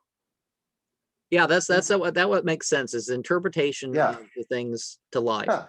Making your constellations like. The local animals and plants and stuff making their way into being how they draw up the constellation. That's something probably to pick up. Rather than Greek versions of the constellations and modern abbreviated versions of the Greek versions, like making Aquarius. Aquarius and Draco kind of take up a third of the sky. Oh my god! Yeah. And they kind of overlap each other, which is interesting symbolically. Okay. Yeah. You take a interest further than the official story, so he's like, okay, that's interesting. I need to delve deeper into that. Okay. And that's what you've been doing here. Yeah, it's what you do with things. It's like you pull. It's Yeah. like you pull up this card. I'm like, I don't know. Nobody wants to look at this. It's like, oh, it's too complicated for me. Give me a more simple chart, please. It's like what's probably the first thing that would stick out to most people is the T-Rex. Yeah, that stood out for me the first. Like what the or maybe all three of the skeletons in the yeah middle there. yeah, exactly. You read my mind there. And then if you think a lot of that, maybe you'd pull your head to the bone. You'd see the bones and some of the other things. Yeah. I mean, not the bones, but you see a little pile of stones because lead you to stones. And so people usually, like, the first thing they think, like, oh, this looks silly, and then they think, okay, they go from silly to pretentious, or how the fuck can you know all these things and make a chart like this? Both silly and pretentious at the same time. But people don't really understand how much you really know and how deep you've been watching things. That's why you might look like as a little nuts or crazy by most people, I guess, by this point. People need to drop off their normalcy sort of things. Just people are different. You're good at that, actually. It's like women in particular. Like, well, they judge women in a way that like everybody's bipolar or borderline personality disorder because their emotions aren't the same as men. That's called normal. Oh, yeah. That's called normal. If they cycle, they have their emotions cycle and feelings cycle. And then maybe their emotional response isn't what would be considered appropriate as a man, but as a woman, that's like wow. And so you find all these people that just hate them, that realize they don't accept they don't accept how they're different in a more feminine way. They don't accept the differences. And I mean, if they're better at math than most, or better at some sort of athletics, whatever they are, but that doesn't mean it's like exactly. I'm good at computers. It's like that one person we talked opinions on her movement. Basically, it's Unicode. She doesn't think that she says, I don't want to identify as a female totally because I am. I'm good. I'm good at too good at. You're not too good at computers to be a woman. That's stupid. That's idiotic. I'm too good at computers to be a woman. That's what you were reacting to. Yeah, I remember you said that. Yeah. Or, everybody likes to be in charge, but then again, sometimes being everybody wants to be in charge. Yeah. Like celebrity personalities and stuff like this. One of the things that happens sometimes with that, like you have the they're the ones they're like the slaves of their 500,000 followers or something. Yeah, I got you. That's why, like, for example, what's his name felt like he had to rub himself with cooking oil and with the shit, beat himself, and he had to do stuff like that, and grind around in army pants, but without a shirt on the desert ground and stuff like this, and because maybe that I don't think this is it looks like people faking, just like the like the graveyard thing. Really, all the graves are like the same Halloween prop with the writing in the same spot and the same handwriting. Unknown grave, really, they wrote unknown grave all over no. Either stuff would have worn away, or they would have had something real up, or they would have just had something unmarked. They would That's more interesting too. It was a fake graveyard scene. Yeah, we don't want to see an equating graveyard scene on. and the guy is faking it. But the guy who was part of that video, the Dante Abiel, felt like he couldn't say the truth about that without getting sued, so he disappeared from the public. He's like, there's stuff about that group that I can't say, but it's true, basically. So. Espen Keynes was known for taking people's money and not doing stuff. I've heard that. He So was like why is it threatening that me. why is that the reputation of everybody who leaves the group? Are they end up like, Uh-huh. something Yeah. something else? So but not everybody who left the group, I guess. Yeah. JD Temple has a fairly good Mhm. reputation, I'd say, but Yeah. Oh, really? I'm not Uh-huh. his impressions. A lot of people Mhm. sit around making speculations about the future. It doesn't mean you're getting a Mm. prophetic word. Yeah.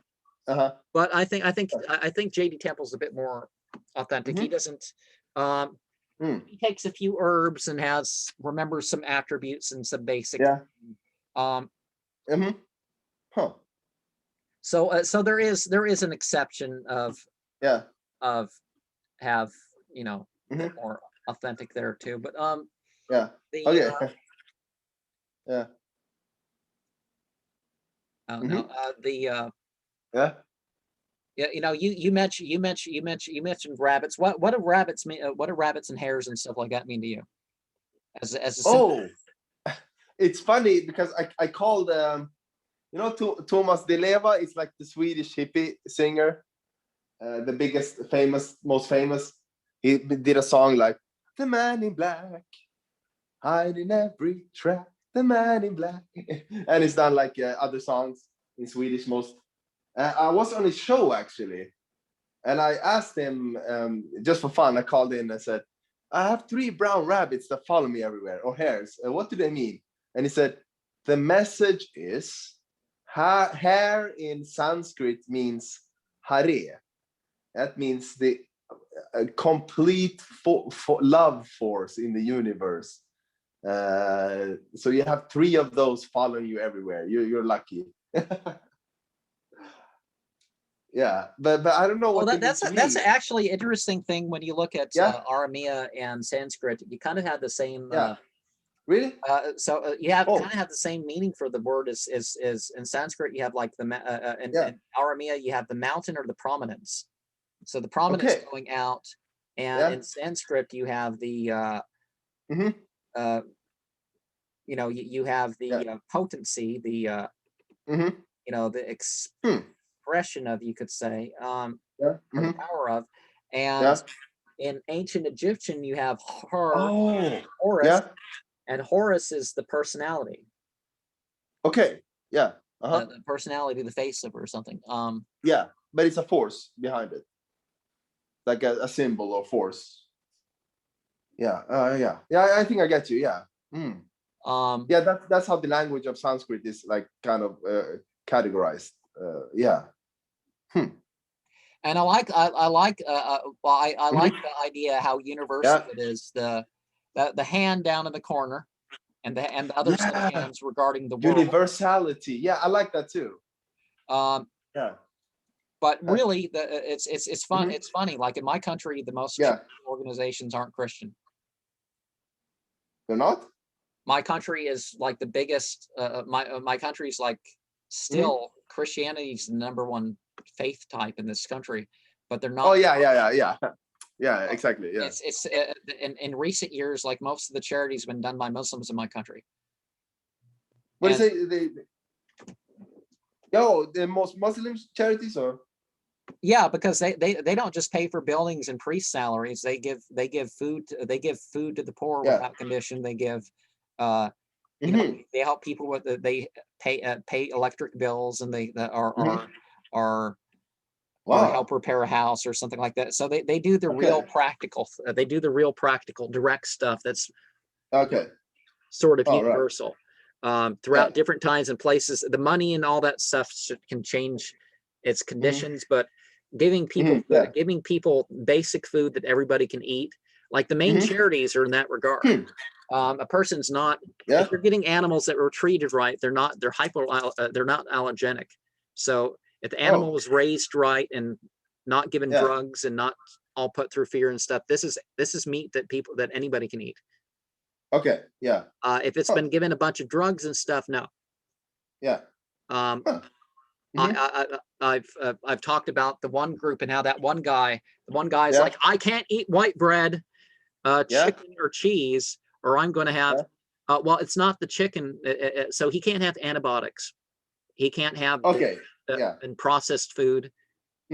But Yeah. Oh fuck yeah. if Yeah. he, No. if Yeah. he just had, if he just had meat and bread, he'd be fine. But if Yeah. bleach It's, bread, he yeah. has. And yeah. Exactly. Oh Um, fuck. Yeah. so again, so It's like the hamburger. Yeah. the grains and fruit that would be given out in charity, like at the end of Ramadan, they give out people give out grains. So Really? 2 billion people are supposed to give out at least to feed a person for a day. And other people to make up for the fact that they can't fast or they weren't able to fast then or something like that. They'll give food too. So it naturally becomes such a huge charity time of year.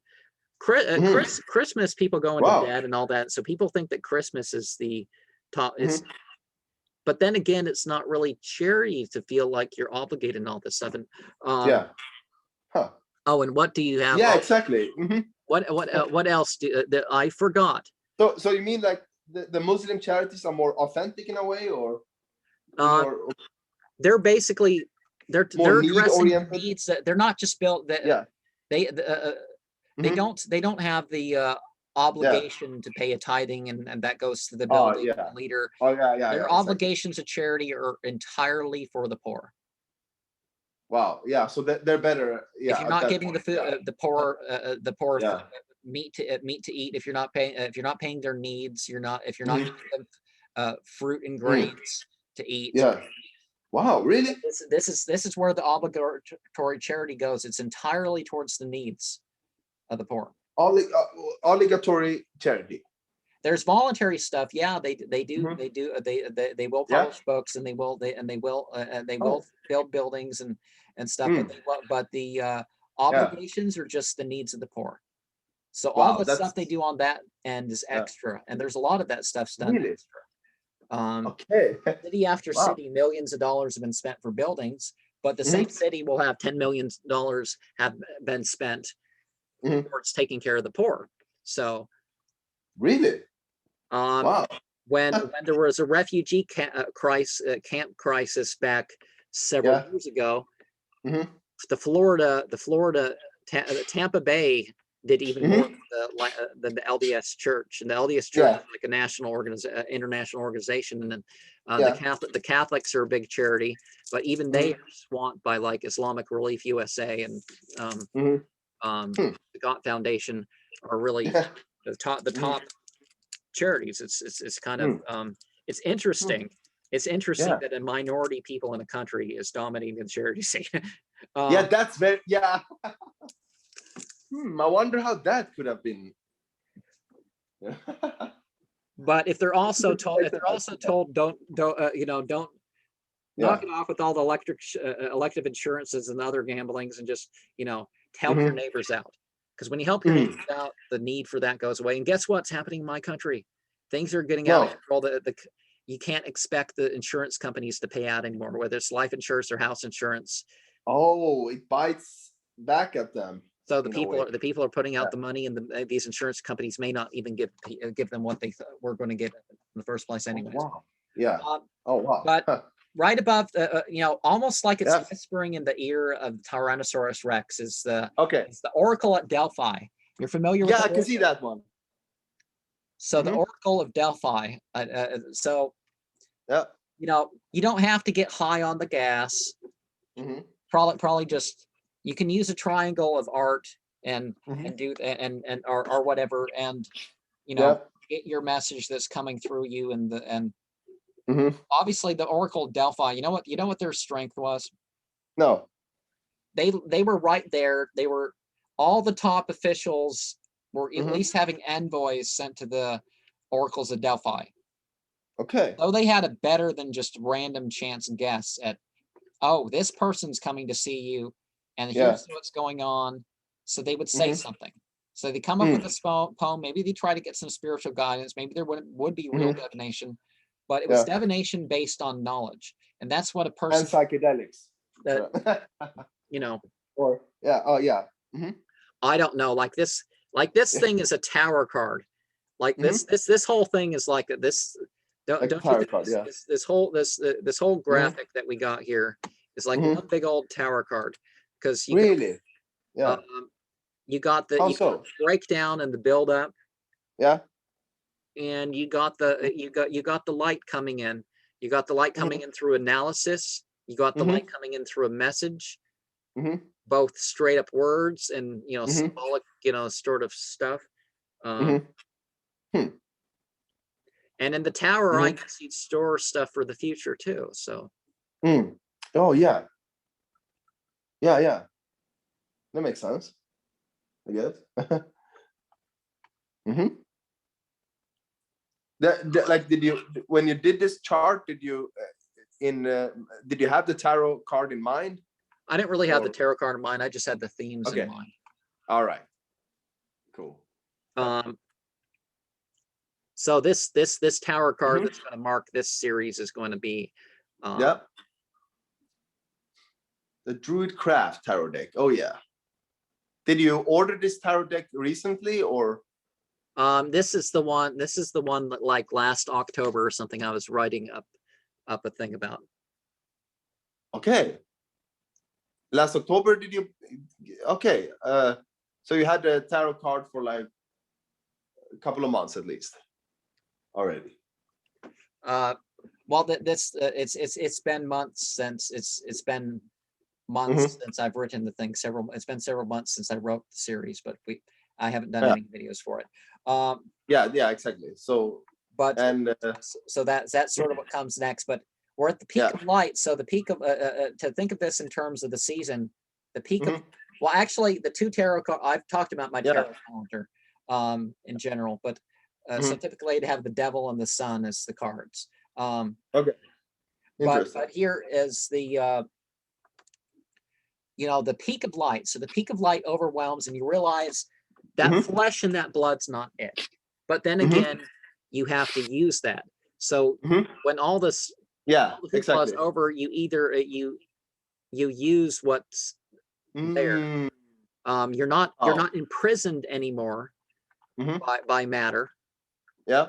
You're not imprisoned. But yeah, you're using it. Yeah. Yeah, like a vehicle. Or the same with the mind. You're using. You're not the donkey. You're riding the donkey. The donkey is not riding you. It's kind of like deal. Yeah. Oh yeah. Well, that deck, that thing was kind of unique. Now, since that deck had a donkey being the being the it chariot. did have a donkey. What? Did it have a donkey? The deck. That one, the deck that we just were talking about. The Ship of Fools tarot. Remember, the guy was riding a donkey, kind of. I don't know whether stopping, and he couldn't quite control himself. So, which is another danger, is that you just let the body's processes drag you along. And what is the idea when you die? When you die, that one of the things that's the thing is when you're clinging to the body for itself, rather than the body was this means that takes you from, as the poem says, this life to the next, this life to the next, and but you're in this life. It's not that you end this life. It's like this is carrying in the world, not of it, kind of deal. Okay. But I guess the bones, the Triceratops is it's an omnivore. It's an art's a herbivore. I think it's an herbivore. So just like the rhinoceros, it's not out there eating meat, but it still's got a fierceness. So there's a fierceness and a firmness that gets you through the whole. That gets you through the whole thing. Interesting. But it's not that you just break your. There's rituals where people, as I've said, some of these groups, you don't have to you don't have to strike your chest to the point where you're going to cause injury. You just make a sound, and you can move move it around, and you can actually accomplish. You can get yourself into a good analogy. So the 88 times you're not you're not covered with the bruises and cuts and all sorts of stuff. Actually you can actually 8 that's times. And particularly if you know how to breathe, you may have to figure out how to breathe or flex and do it that way. But it doesn't have to be something. It doesn't have to be something that's what you're breaking down is your false attachments. That's what's going on. We Huh. are animals, but we're not, you know. Yeah. But you still use the animal like to get like power and strength from it. But it's not the end in itself. It's just a means to an end. Oh, what's Sort of. happening here? Oh. What happened? Or, There the Zoom was Mhm. Zoom said something. So Oh, really? Okay. It's irritating. Zoom. well, it's I'm going to check it periodically to see if they got this for my new system, because Mhm.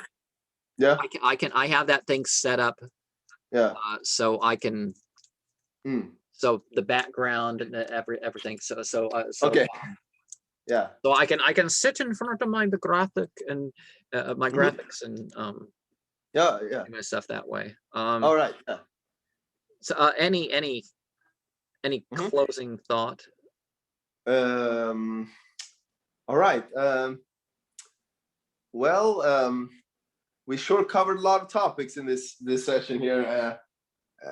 You know, we approached life very holistically. Like it couldn't have been more holistic than this session. I must admit, and I'm very happy of that, because again, as I said before in my Axaru channel, I think that the occult need to be life affirming and holistic affirming in its approach to things, so it doesn't become like one just isolationist. You know, many cults, and especially satanic cults and occult, you know, they're very isolationist. I feel they don't see life as a whole. They say Satanism is about only be angry, only be rebellious, only hate, only say fuck off if you know, have the black skin jacket, and you know, but you know, if there is a true Satanism, I think it or a better approach to it, it will be, you know, to see life as one big whole, I would say. And I think that we approach that angle in a good way in our collaborating videos lately, so I'm happy for that. Yeah. Oh, and since there's a coyote on this, let's all remember that Yeah.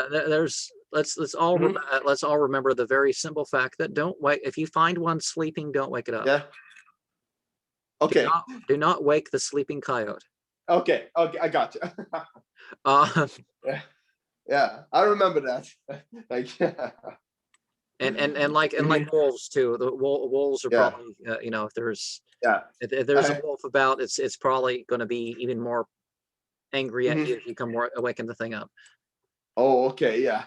All right. Yeah. And both of those things can bite you to the point where you're not making it out. Even if you survive its attack initially, you're going to bleed out before you make it back to Really? your car or something. It's you know. Oh, shit. You can. So. Yeah. Oh shit. Yeah. Oh wow.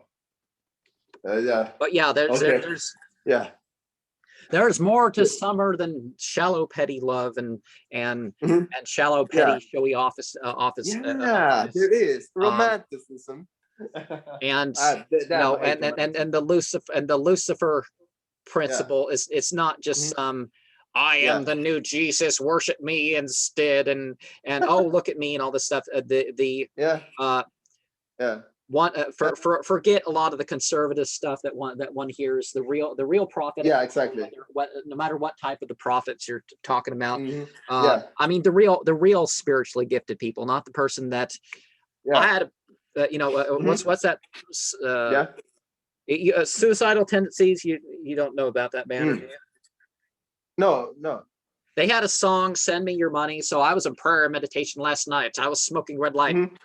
Something above my head, a glorious spirit. He had a message, and you all need to hear it. He said, "Send me your money," and you know, and all that stuff about. Now, if you only have $1 or $2, you don't have a lot of components to you. You know. Oh. And you can't put a price on a marriage fool. It's interesting lyrics about preachers that are just for the money. They Okay, find, okay, yeah. they find that actually this is what they Yeah. know about. They think about it seems that about a third of the Christian clergy in the world, Yeah. Protestant, Catholic, whatever, aren't really Christian anymore. They've done their seminary training, they've done their college and stuff to be a preacher, and they're gonna get their money's worth. They're gonna get their money back from going to college and all that. Okay, yeah. So they don't really believe it. They're just in it for the show and the money and Really? Huh. Yeah. Wow.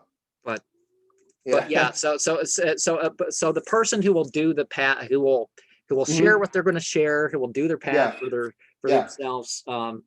I did the same. I did before back when it would cost too much for me to afford. What $50 well, I guess I could have figured that out, but $50 a month just to have a website with 1 or 2 4-minute videos or something. You've had a website? No, I'm saying back in the day. Yeah. Okay. Yeah. Back 20 years back when I was in high school and all that. Yeah. Okay. You could have a website that would have short little videos on it, but it cost you like video camera cost $1,000. The internet, you had to spend all day uploading your you might have to have your phone off for a couple days once a month to upload your video. What? That's a huge, YouTube is far better than that, I must say. Well, everybody was on dial-up, and then you had to figure out, then you had the unlimited dial-up program. Yeah. What? So the cost and what you could do, there was just wow. Not very much you could do with it. But you do what you do. I'm not going to wait to do a. I think I can get thousands of views, so I'm going to only do the. It's like I'd have like 10 videos on my channel or something if I was going to. Sure about that or something. But or if I had no videos, I'd still do what I did, or even if I could do papers or something. But anyways, you study what you're going to study. You do whatnot. Now I like, for example, a job that I could do. Like if Llewellyn or something said here, if Llewellyn von Lee or if the guy or if someone from Red or something said, hey, put out tarot decks. How about you put a little thing?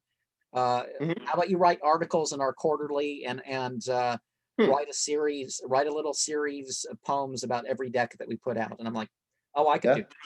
I could authentically. Yeah, you're like, okay, I'll do that. I could spend a month or 2 studying a deck and working with it and trying to have my own experience and stuff with it, and then share about that.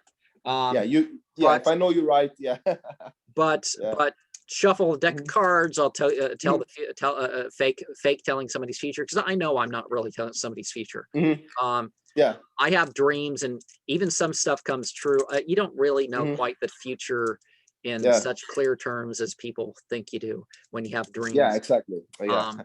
But just like going over different seasonals or stuff, one of the things that I am. Let me close the program here. Okay. Not that one. That's I start on that today. I'm here with Zuch, Lu, Zif, Uf, Nerah, Zu, Puff, Wa, Zinaz. And let us remember in regards to Drill Sergeant Gray, Lum, Kutzes, Tiva, Havok Sleeve, Wokulti, Hazi, Rum, Zepti, and of the season. Says was fo was fu non is zvi yurg jizab. And you can think of that, of course, in terms of the solstice night, as indicated below there, Sunday the 20th.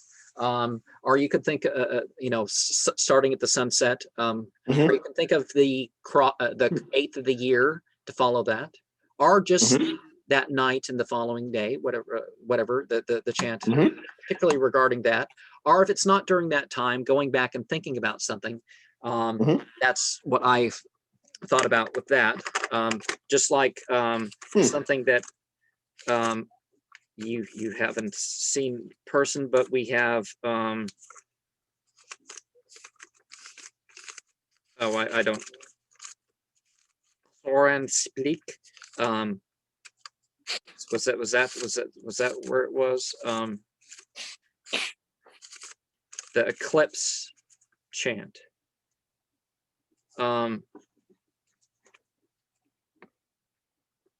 Ihar Hahu Pumluk Gnuit Ksiba signing off.